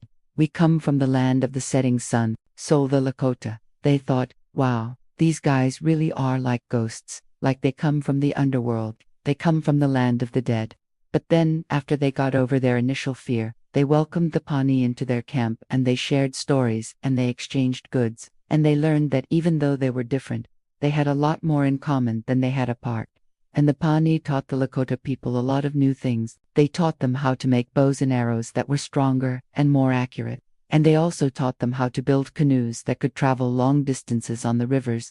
Now, I think there's a few lessons we can learn from this story. First of all, I think it shows us that even though we may be different from other people, we should always be willing to learn from them. The Lakota people were afraid of the Pawnee at first because they were different, but they overcame their fear, and they learned a lot from them. Secondly, I think this story shows us that we should always be respectful of other people's cultures. The Lakota people didn't know where the Pawnee came from or why they were different, but they didn't mock them or try to force them to change. Instead, they welcomed them and learned from them. And thirdly, I think this story shows us that we should always be open to new experiences. The Lakota people had never seen anything like the Pawnee before, but instead of being afraid, they were curious and they wanted to learn more. This openness to new experiences helped them grow as a people, and it made them more adaptable in a changing world. Another lesson we can learn from this story is that we should always be willing to help others. The Pawnee people had traveled a long way, and they were probably exhausted and hungry. But instead of taking advantage of the Lakota, they shared their food and their knowledge with them. This willingness to help others is a quality that all great leaders have. The next lesson is about how the Lakota people encountered a Spanish missionary who was trying to convert them to Christianity. And the Lakota people were very different than the Spanish missionary. They had different beliefs, different customs, and different ways of life. But despite their differences, they respected each other, and they were able to maintain a good relationship. In fact, the Lakota people invited the Spanish missionary to participate in their ceremonies and rituals, so that he could learn about their culture. And the Spanish missionary was very impressed by the Lakota people. He saw that they were living in harmony with nature, and that they had a deep respect for the land and its resources. He also saw that they were very generous and hospitable people, who were always willing to share what they had with others. However, he still tried to convert them to Christianity, but the Lakota people politely refused. They explained to him that they had their own beliefs and that they didn't want to change them just because he didn't agree with them.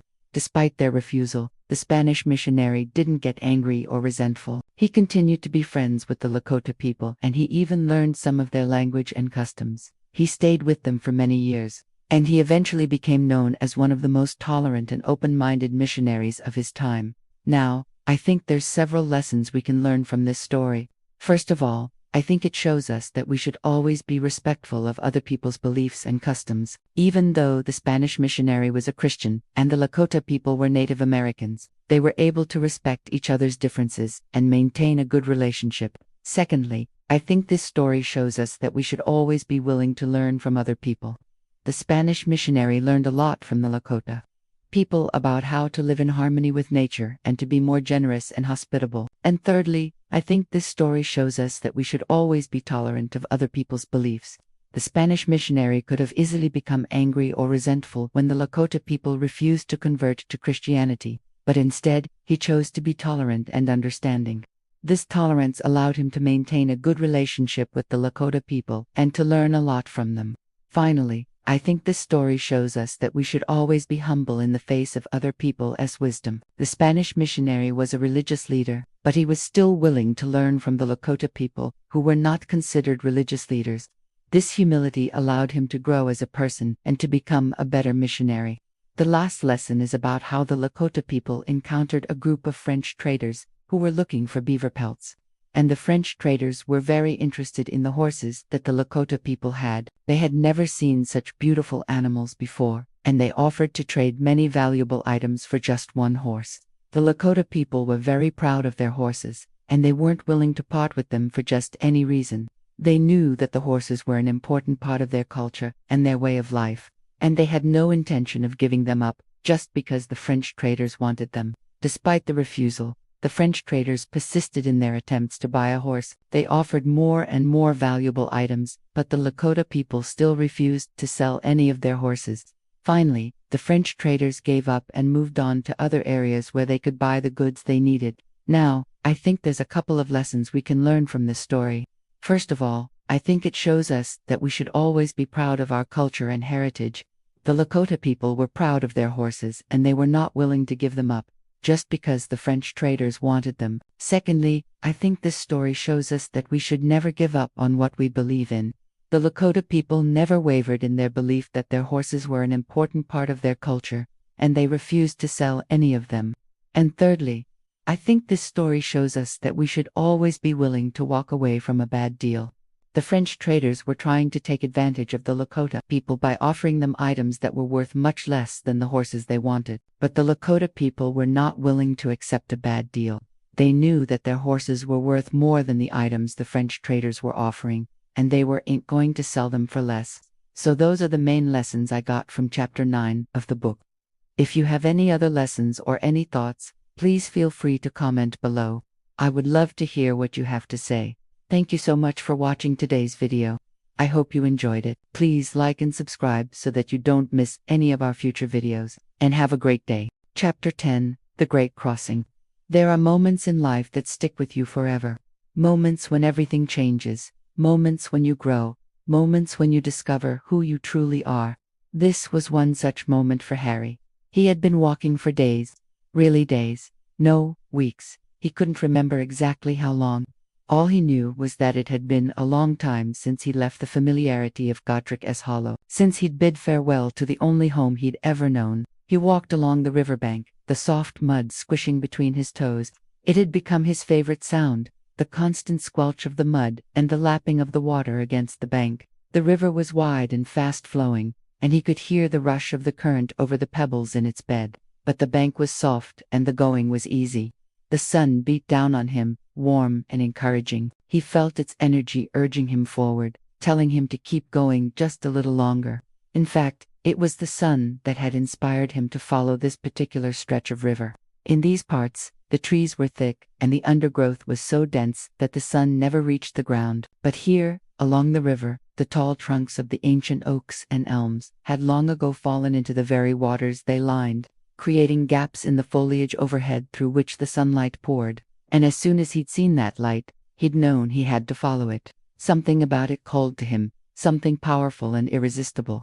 He walked until the sun dipped below the horizon, painting the sky in hues of orange and purple. As darkness fell, the fireflies came out to play, and the river sparkled with their tiny lights.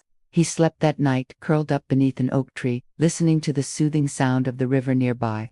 In the morning, he awoke feeling refreshed and eager to continue his journey. He followed the river until it widened into a broad expanse. And then he saw it, the great barrier that lay between him and the unknown. It was wide and deep, spanned by a single, sturdy bridge. Harry hesitated for a moment, unsure of what to do next. Should he turn back? Should he try to find another way around? Or should he go forward and face whatever lay ahead? As if sensing his uncertainty, the sun broke through the clouds, sending a shaft of golden light straight toward him. It was as if the sun itself was beckoning him to come forward, to cross the bridge and continue his journey. And in that moment, Harry knew what he had to do. He took a deep breath, squared his shoulders, and started toward the bridge. The bridge was old and made of rough-hewn stone, but it was strong and steady beneath his feet. As he walked, the stones hummed with a strange energy, like the strings of a giant harp vibrating in tune with some ancient magic.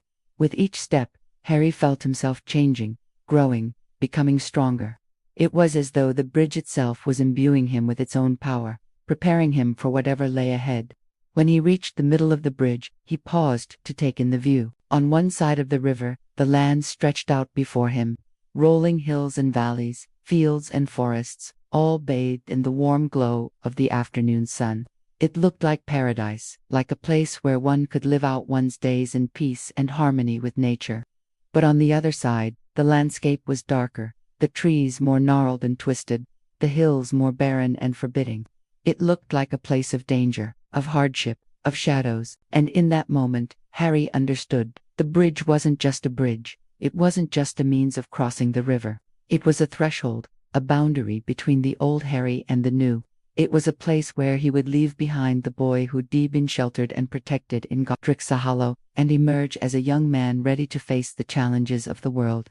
He took a deep breath and stepped onto the last stone of the bridge. As his foot hit the ground on the other side, he felt a surge of power, a sense of purpose, a clarity of vision. He knew who he was now. He knew what he had to do. Harry turned and looked back at the bridge. The sun had set now, and the river was dark and still. The bridge itself seemed to shimmer and fade, becoming one with the shadows. He knew that there was no turning back. that there was no going back to the way things were before. He had crossed the threshold and there was no going back. With renewed determination, he adjusted the strap of his bag, ran a hand through his hair, straightened his shoulders, and set off into the darkening woods. The trees were close, their branches intertwined overhead, creating a tunnel of darkness. But Harry didn't feel afraid. In fact, he felt exhilarated. This was his adventure, his journey of self-discovery, his chance to become the hero of his own story. As the darkness deepened, the trees began to whisper. Their voices were soft at first, like the rustling of leaves in a gentle breeze, but then they grew louder, more insistent, until they were a full-blown chorus, singing their ancient songs of magic and power. Harry stopped in his tracks and listened intently. What were they saying? Was it a warning, a prophecy, an encouragement? Then he realized that they weren't trying to tell him anything. They were reacting to him, responding to the change that had come over him since he left the safety of Gottric's Hollow. They were acknowledging the new Harry, the one who was no longer afraid, the one who was ready to face whatever challenges lay ahead. He continued on, deeper and deeper into the woods, until at last he reached a clearing, and there before him stood a magnificent sight. It was a cottage, small but cozy, with a thatched roof and walls of stone. Smoke curled from its chimney, carrying the scent of pine and wood smoke. Light spilled from its windows, casting dancing shadows on the ground. And in front of it, a path wound its way into the trees. It was inviting, welcoming, like a beacon in the darkness. Harry felt a surge of gratitude for the trees that had led him here, for the sun that had guided him across the river, for the bridge that had helped him transform. He had found a place of peace, a place of solace, a place where he could rest and recharge for the journey that lay ahead. As he approached the cottage, he could hear the sound of laughter and music, and his heart lifted. Maybe this wasn't going to be so bad after all. Maybe the new Harry could be brave, could be strong, could be kind, could be everything the old Harry had never been. He reached out and knocked on the door, and as he did, the music faded and a voice called out, "Who's there?" Harry took a deep breath and replied, "It's me." And in that moment, he knew that he wasn't just talking about the old Harry anymore. He was talking about the new one too. "Hello, it's me, and this is chapter 11 of my spiritual memoir, Dreams and Prophecies. This is an excerpt from a book that I am writing. Not sure if it's going to be a big bestseller or what, but it's my story from age 14 to 28 years old. It's about my spiritual development, my journey with psychedelics, plant medicines, all that stuff. And so let me know what you think of this chapter. Chapter 11, Dreams and Prophecies. In the village where we stayed in the jungle, there was an elder who had received a vision from his spirit guides. He said he was shown two paths. One path was smooth and easy going downhill. The other path was very rough and went uphill. His spirit guides told him that one day soon we would arrive in the village, and he needed to show us which path not to take. Another shaman in the village had also received a similar prophecy, only he was shown three paths, one leading to safety and happiness, the other two misery and destruction, and the third showing nothing at all, a blank path. He too was told that one day we would come to the village and he should show us which path not to take. We didn't know how exactly the prophecy would manifest until we arrived in the village, and we heard about the two leaders who were fighting for control. There was a village elder, a spiritual leader, and then there was a younger man who wanted to be the leader. He felt he was more charismatic and modern, and that the older guy was holding the village back, so he tried to persuade the villagers to follow him instead. There was a lot of arguing between the two groups. Both sides thought they were right, and both thought the other should step down. This was the first time I had seen so much conflict in the Amazon. I couldn't understand why they couldn't just get along. When we heard about the prophecy of the two paths, I knew that our group would have to choose sides. I prayed to God that I would somehow be able to help them see the light and avoid the conflict. I didn't want to go to war. Later that evening, I dreamt that I was in the village market. I could hear drumming and singing, and there was a big party atmosphere. I saw different villagers dressed like warriors. Some were holding bows and arrows, others had spears. They were all getting ready to go to battle. I woke up from the dream and thought, oh my God, now they're gonna go to war. Then, I remembered the shamaness prophecy of the three paths, and I thought maybe this dream was a warning. Maybe we are the ones who need to lead the villagers onto the right path and stop them from going to war. I talked to the shamans and they said that my dream was a sign that we need to perform a ceremony to bring light into the darkness. The next day, our group split up. Half of us went to live with the people who supported the older leader, and the other half went to live with the people who supported the younger leader. I lived with a family who had a daughter around my age. We became friends, and she told me about her dreams. She said that she too had been dreaming of war, but in her dreams, the young leaders group always won the battles. She said she had no idea what it meant, but she felt confused because sometimes she dreamed of winning, and sometimes she dreamed of losing. I told her about my own dream of the ceremony, and we agreed to pray for guidance. At night we all sat together in a circle. We sang songs, played instruments, and prayed to God. I asked God to show us the truth. I wanted to know which leader was right, which path we should take. That night I had another vision. I was shown 2 villages. In the first one, the villagers were running around screaming and panicking. Their houses were burning, and they were hiding in the forest. In the second village, everyone was happy and smiling. They were planting crops and fishing in the river. It was peaceful and calm. I woke up from the dream and thought, oh my God, I understand now. I told the others about my vision, and they all agreed that it meant we had to support the older leader. However, later that week, I had another dream. This time, I was shown 3 villages. In the first 2, the villagers were doing exactly the same things as in my previous vision. But in the third village, it was night. Everyone was sleeping peacefully in their beds, and they didn't have a worry in the world. I woke up from this dream, and I thought, well, what does this mean? 3 villages, but only 2 paths. That doesn't make sense. I still believed that the first 2 visions were true, but I wasn't sure what to do about the third one. One day, I was walking through the jungle with my friend when I started to feel sick. I told her that I needed to lie down under a tree and rest. As I closed my eyes, I had another vision. I was shown a path in the jungle. It was dark and narrow, but at the end of it, I could see a beautiful light. I opened my eyes and thought, this must be the path that we need to follow. But when I shared the vision with my friends, they said, don't you think it's a bit strange? You've had so many visions and prophecies lately. Are you sure they're all really coming from God? I didn't know what to say. I had been having so many visions and dreams lately that I was starting to question them myself. I thought, maybe all this pressure and stress in the village is making me imagine things. Maybe I'm not really hearing from God. That night, I decided to pray for guidance. I fell to my knees in the grass, and I asked God to show me the truth. Then I closed my eyes, and everything went black. When I opened my eyes, I realized that I had fallen asleep. It was pitch black outside. I had no idea how long I had been praying, or if God had even answered me.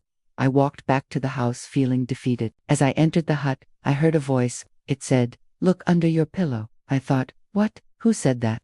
I looked under my pillow and found a small piece of paper. On it was written in perfect English, "Look under the tree." I didn't know what to make of this. My friends and I discussed it for hours. We thought it was probably some kind of joke, but we decided to investigate anyway. We walked back into the jungle and looked under every tree we could find, but there was nothing there. Then suddenly, one of my friends said, "What about the tree where you fell asleep?" We ran over to the tree and started digging in the dirt. After a few minutes, we found a small wooden box. Inside of it, there was a blue folder. We opened the folder and found 3 pages inside. The first page contained a message that said, "Welcome to the dream time. Here, everything is possible. Everything you see and hear is a part of the dream. Nothing is real except for love." The second page said, "Your visions are real. Trust your heart." The third page had a drawing of a winding path. At the end of it, there was a big house. When we read these messages, we knew that this was exactly what we had been looking for. Finally, we understood that all these visions, dreams, and prophecies were signs. They were trying to guide us to the right path. We had a big ceremony to thank God for showing us the way. We sang songs, danced, and gave thanks for the gift of prophecy. We understood that we were all connected and that we had a purpose in the village. From that day on, I never doubted my connection to God. I knew that I could trust my intuition, and that I was always being guided. And that's the end of chapter 11. If you have any comments or questions, please leave them below. And as always, thank you for watching. The days had begun to stretch, not in the way they once had during the early parts of the journey, when the Chickasaw people counted every sunrise as another bead on the long necklace of their migration. Now, each morning carried with it a strange double feeling, part heavy, part light. The sun still rose at the same slow pace, pulling its golden shawl across the land. But under that sky, the people walked with an awareness that was hard to name. It was a sense that the land itself was leaning toward them. The rivers they followed curved more gently now, as if guiding them instead of testing them. The winds seemed to blow from behind more often than not, giving their backs a subtle push. And the elders, who for months had spoken only in short, practical phrases, now paused more often, squinting toward the horizon with an expression that mixed calculation with quiet wonder. The signs were everywhere. A certain type of wildflower bloomed here, one the oldest women in the group recognized from stories their grandmothers told, though none of them had seen it with their own eyes since childhood. The earth underfoot grew darker and richer, the kind of soil that promised generous crops. The shape of the hills began to match the curves in the carved sticks they carried, carved long before the journey began, passed down like keys to a door they had never opened. At night, the constellations looked a little different, not because the stars themselves had changed, but because the people's position on the land had shifted far enough that new alignments were visible. The shaman noticed it first. The cluster of stars they called the guiding hand was now tilted exactly as the old songs said it would be. When the journey was almost over, emotion was building, though quietly, in the Chickasaw way. Anticipation was like a warm current running beneath their daily work. Every meal, every fire, every shared glance carried a little spark of it. Even the children, who were too young to understand the deeper meaning, moved with an extra skip in their step. They asked fewer times, how much farther? As if their own bones had begun to answer for them. Yet, alongside the excitement was fatigue. The kind of deep weariness that only long journeys can bring. Feet were blistered, then healed, then blistered again. Shoulders ached from carrying bundles, though the loads were lighter now after months of travel. The sound of walking, the steady crunch of foot on soil, had become part of everyone's heartbeat. Some mornings, people rose slower, not because they lacked will, but because their bodies were quietly keeping score. Even the strongest hunters admitted to the occasional sigh before tightening their belts and stepping onto the trail again. But unity held them together. It wasn't the loud, flag-waving kind of unity, no chants or grand speeches. It was in the quiet offers. An elder's hand steadying a young mother as she crossed a rocky stream. A teenage boy quietly slipping an extra piece of dried meat into the pouch of a tired old man. Someone staying behind with a limping friend, even if it meant walking into camp later than the rest. They had learned that this was the way of such journeys. The pace was not set by the fastest or the strongest, but by the slowest step in the group. And so the slowest step became everyone's step. At night, the fires burned lower, partly to conserve wood, partly because they no longer needed their flames to announce themselves to the spirits of the land. They were nearly home now, though they had never set foot there before. It was a strange truth. You can miss a place you've never been, if it's been waiting for you long enough. The songs around the fires shifted. Earlier in the migration, they sang to keep courage alive. Songs with quick rhythms, calling out to the sun to guide them and to the rivers to make way. Now, the songs were softer, slower, almost lullabies. They sang as if to soothe the very earth, telling it, "We are coming. Be ready for us." There were still tests in these last days, as if the land wanted to make sure they were truly prepared for their destination. One afternoon, heavy clouds rolled in fast, and the air turned cold and sharp. Rain fell hard for hours, making the trail a ribbon of slippery mud. People slipped, packs were soaked, and the little ones cried from the sting of cold water down their necks. But not a single person suggested stopping early. They kept going, step by wet step, the sound of rain on their shoulders like 1,000 tiny drums. By the time they reached the next campsite, the clouds were breaking, and the setting sun slipped out just long enough to lay a golden path across the wet grass. The shaman looked at that light for a long time before nodding once, satisfied. Food was another test.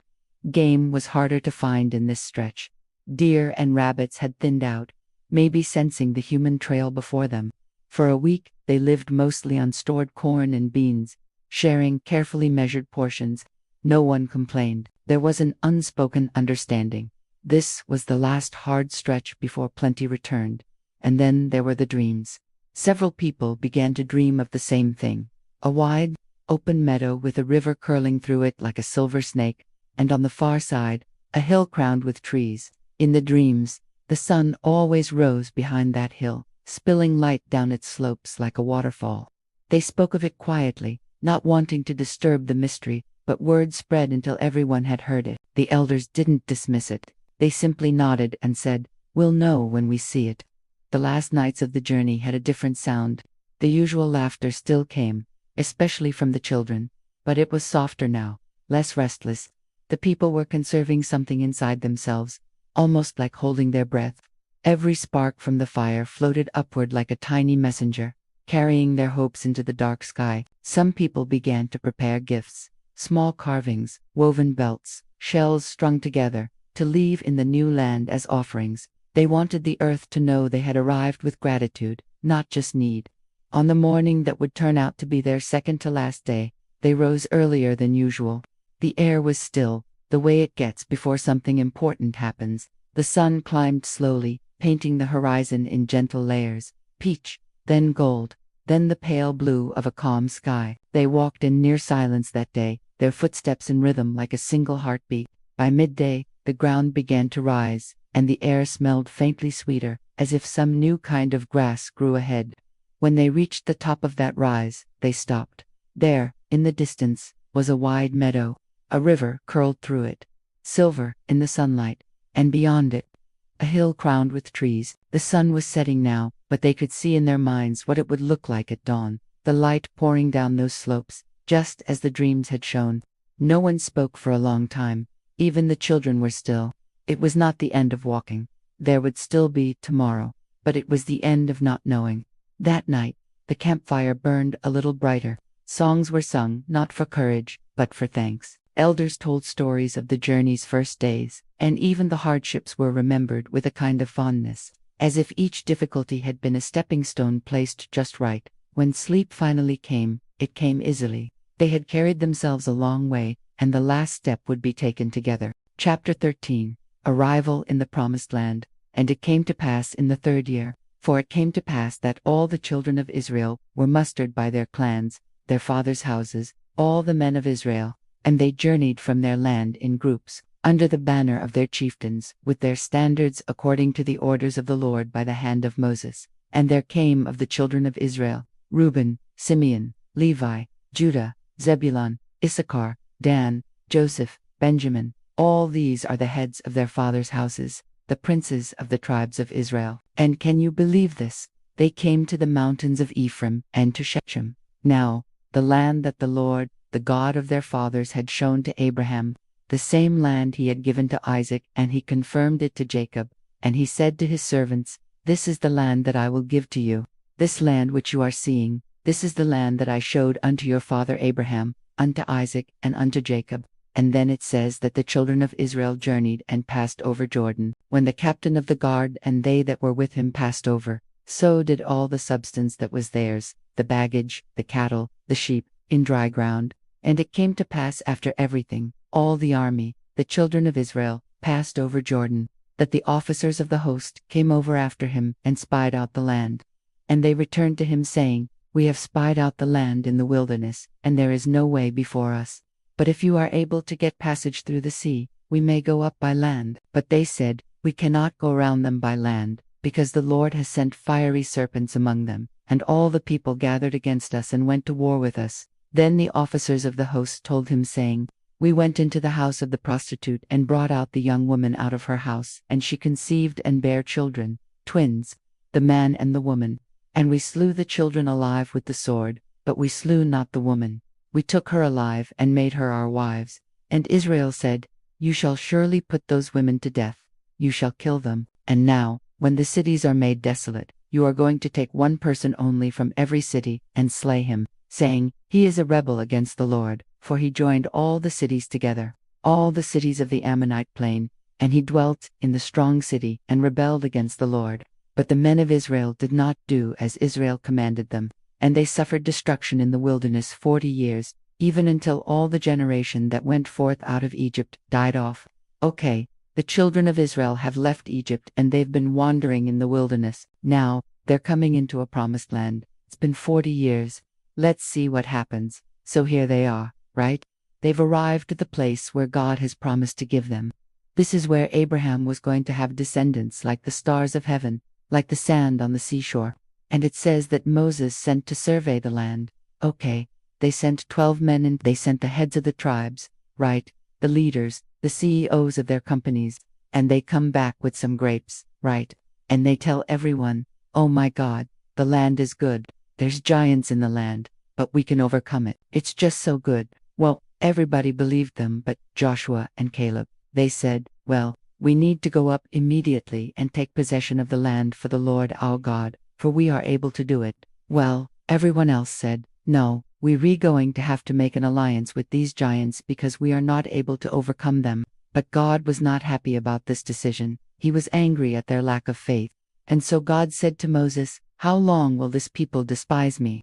How long will they not believe in my words? For I swear by my holiness and my glory, that the earth shall not give its increase, neither shall there be peace nor quiet until you have destroyed them all, and you yourself shall die upon this mountain. To encourage you, I want you to look at this. In spite of their unbelief, God still kept his word. He still gave them the land. The promise was not dependent on their faith was dependent on the promise. They didn't believe God would keep his word, but he did. So let's read what happens next. So it came to pass in the 40th year, on the first day of the 11th month, that the Lord spoke unto Moses, saying, Israel has sent you to spy out the land, Canaan. And you have stayed 40 days there. Now, it is time for you to return. You and Caleb, you shall enter into the land that you have gone to, and you shall possess it. For you have turned to the Lord wholeheartedly.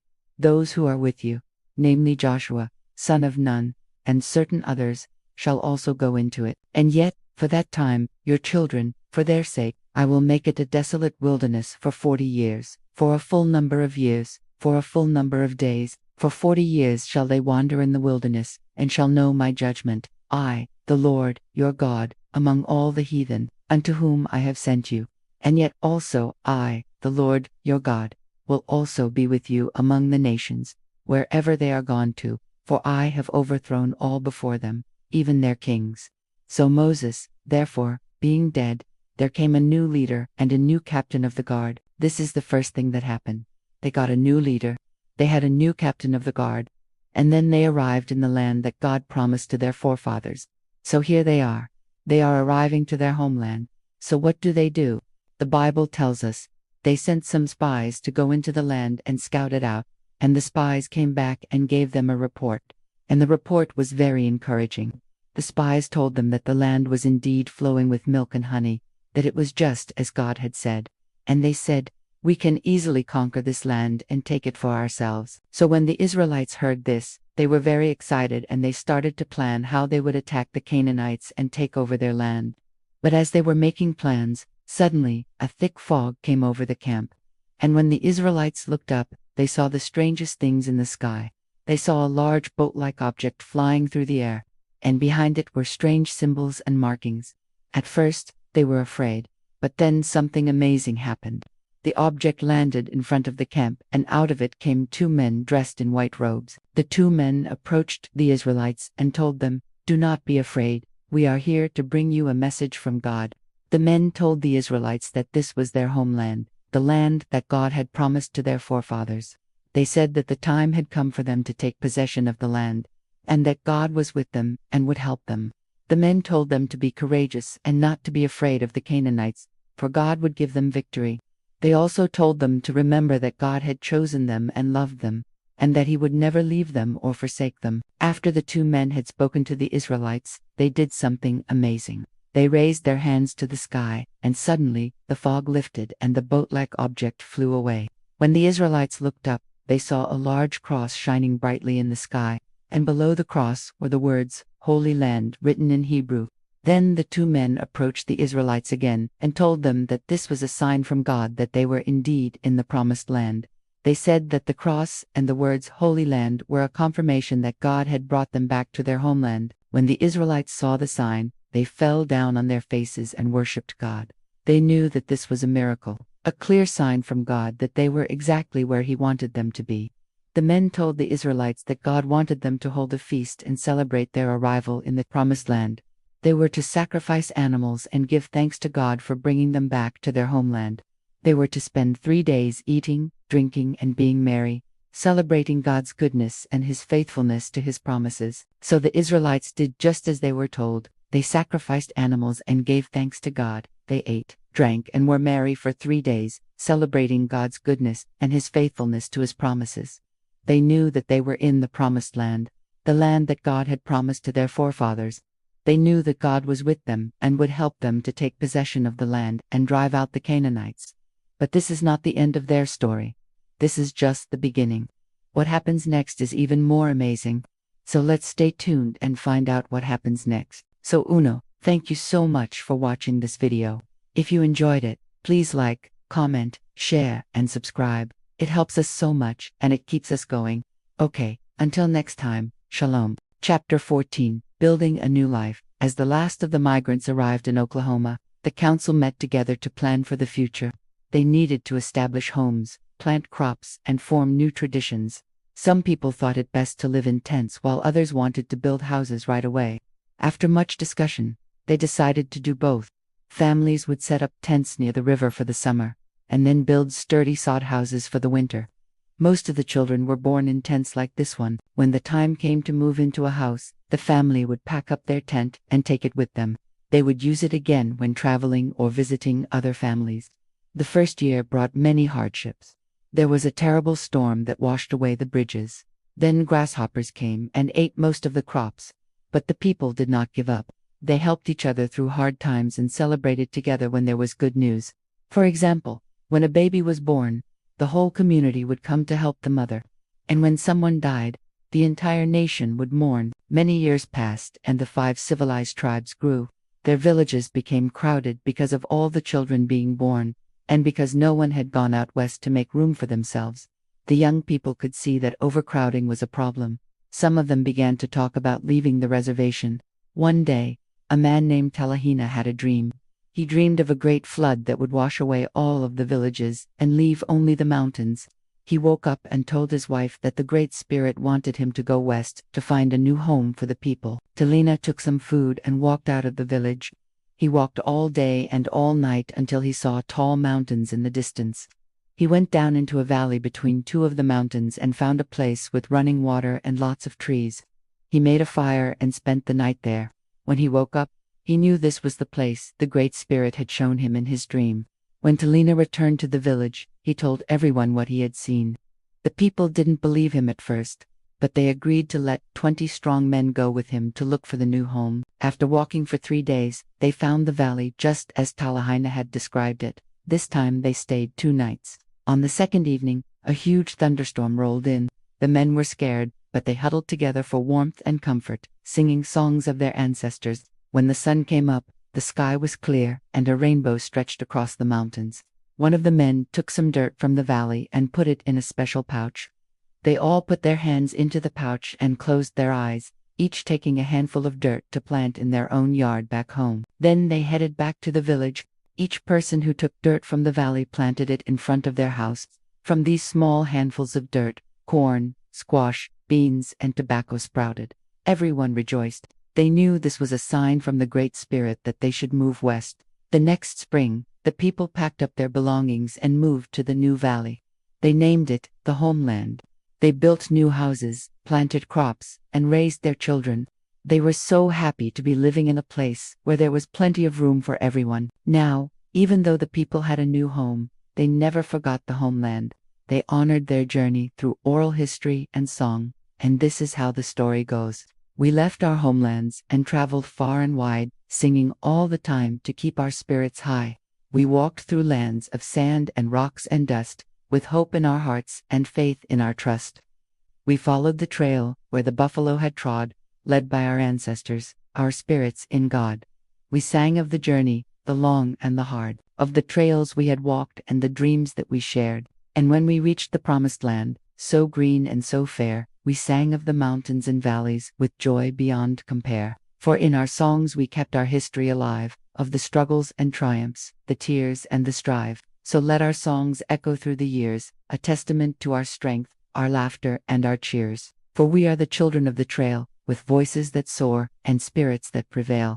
Every word and note tells the story of their ancestors' bravery and resilience. As generations pass, the songs become more than just words. They embody the spirit of their culture. These songs are a reminder of their history, a history filled with both sorrow and pride. As the people settled into their new home, they also began to form new traditions. One tradition that developed was the green corn dance. This dance was a celebration of the first fruits of the harvest. The people would dress in their finest clothes and dance around the green corn, giving thanks to the Great Spirit for their blessings. Another tradition was the stomp dance. This was a social dance that brought the community together. Men, women, and children would stomp their feet and clap their hands in a rhythmic pattern. The stomp dance was a way for the people to connect with each other and to honor their cultural heritage. While the people were building their new life in Oklahoma, a symbol from their migration became woven into their identity. The rainbow. When the 5 nations first arrived in Oklahoma, they faced many challenges. There was a severe drought that lasted for 3 years. The people's crops failed and their livestock died. Just when they had lost all hope, it rained. The first rain was a sign that the Great Spirit had not forgotten them. After that, the rains came every year around the same time, bringing new life to the land. The people called this time the season of renewal, and they saw the rainbow as a reminder of the Great Spirit's promise to care for them. In their stories, the rainbow became a symbol of hope and a reminder that no matter how difficult things might seem, the Great Spirit was always with them. In their songs and dances, the people celebrated the beauty of the rainbow. They believed that the rainbow was a bridge between the earth and the Great Spirit. It was a symbol of peace and unity. The people also wove the rainbow into their everyday lives. They wore jewelry and clothing that featured the colors of the rainbow. They decorated their homes and belongings with rainbow symbols, and they taught their children that the rainbow was a reminder to always stay hopeful and to never give up in the face of adversity. Even today, the 5 civilized tribes continue to honor the rainbow as a symbol of their culture and heritage. The Cherokee, Chickasaw, Choctaw, Creek, and Seminole people are proud of their history and the challenges they have overcome, and they know that the rainbow is a reminder of their strength and resilience. Hey guys, I hope you enjoyed listening to this story. Now it's time for the Great Spirit to put you to the test. Time for some questions? Remember, the more questions you answer correctly, the higher your chances are of winning the prize. So let's begin. Question No. 1. What type of home did the 5 civilized tribes live in when they first arrived in Oklahoma? A log cabins, adobe houses, tents, and sod houses. Question No. 2. What was the name of the valley the people migrated to when they traveled west? A. The Promised Land, the Homeland, the Green Valley. Question No. 3. Which of these is not a tradition the 5 civilized tribes formed? A. The green corn dance, the stomp dance, the rainbow ceremony. Question No. 4. What did the rainbow symbolize for the 5 civilized tribes? A. A connection to the past, the promise of the Great Spirit. Both A and B. Question No. 5. How did the 5 civilized tribes keep their history alive? A. Through oral history and songs, by writing down their history in books, by creating a museum to display their artifacts. Well, that's the end of the quiz. Now, let's see how many you got right. If you answered 5 out of 5 questions correctly, congratulations, you win the prize. You may have to wait till next time to see if you can win again, but for now, take a bow. You are a junior tribal historian. If you answered 4 out of 5 questions correctly, congratulations, you get a participation ribbon. You almost had them all right. Keep trying and you'll get that prize in no time. If you answered 3 out of 5 questions correctly, you still get a participation ribbon. Keep reviewing and you'll be a junior tribal historian in no time. If you answered 2 out of 5 questions correctly, keep trying. You'll get those answers right in no time. If you answered 1 out of 5 questions correctly, keep reviewing. All of this information is important and you'll get those questions right in no time. If you answered 0 out of 5 questions correctly, don't worry. All the information you need to answer all the questions is in the video. So watch it again and try again. Next time you might get it all right. Conclusion. The sun still rises. We've come to the end of our journey together. We started out on a bus from Oklahoma City, following the Trail of Tears to New Echota, and now we're here in Tennessee. We've walked these 11 miles in the hot sun and in the rain, just like they did back in 1838. And now we've arrived at this cemetery, the final stop on our journey.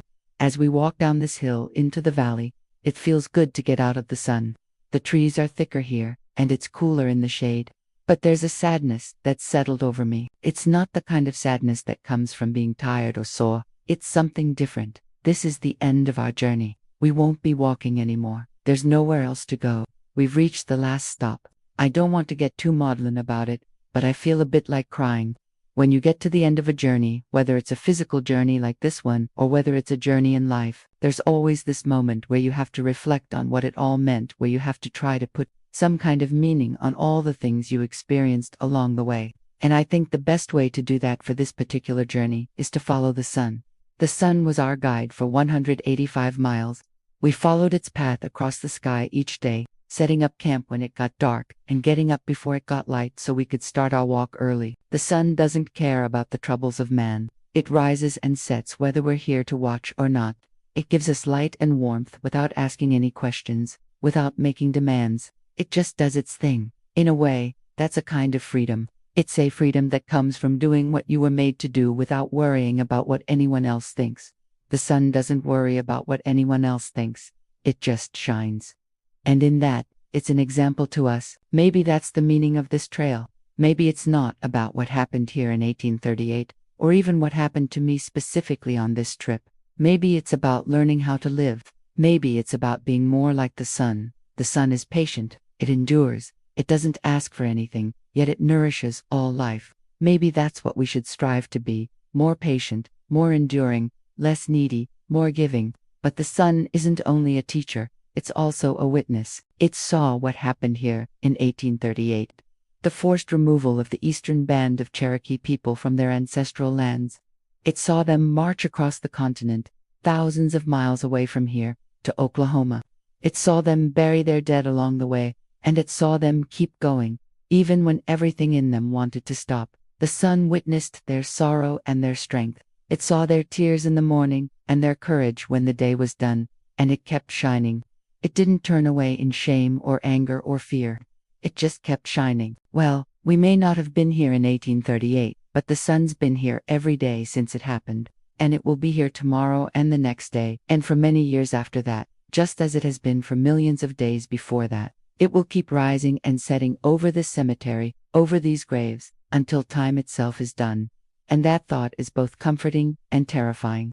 It's terrifying because the sun has seen so much death. It's seen all the people buried here in this cemetery, and it's seen the generations of Cherokee people who were buried along the Trail of Tears. But it's also comforting to know that the sun has seen it all, and that it still keeps on rising. It's a reminder that no matter how bad things get, the world will keep turning. No matter how much sorrow and suffering there is in the world, the sun will still rise tomorrow. And that's a message we need to hear. We need to hear that because we tell stories like the Chickasaw migration story, because we walk this trail, because we remember what happened here. It's easy to think that we're making a difference, that we're actually changing the world by talking about these things, by educating people about them. But the truth is, the world is big and complicated, and there is so much happening all the time that it can be hard to see the connection between our actions and the state of the world. It can be hard to see the effect of our words and deeds. But the sun doesn't have that problem. The sun sees everything. It sees what happens in Washington, D.C., and in Oklahoma City, and here in Tennessee. It sees the good and the bad, and it keeps rising anyway. And in that, it gives us hope. It shows us that there's always a new day coming. And that's why we tell the Chickasaw migration story today, so that we can remember that no matter how dark it gets, the sun will still rise, so that we can remember that no matter how much suffering there is in the world will keep turning, so that we can remember that even when we're sad and tired and discouraged, there's still a reason to get up in the morning. The sun is still rising. That's why we tell this story. And now we're at the end of our journey.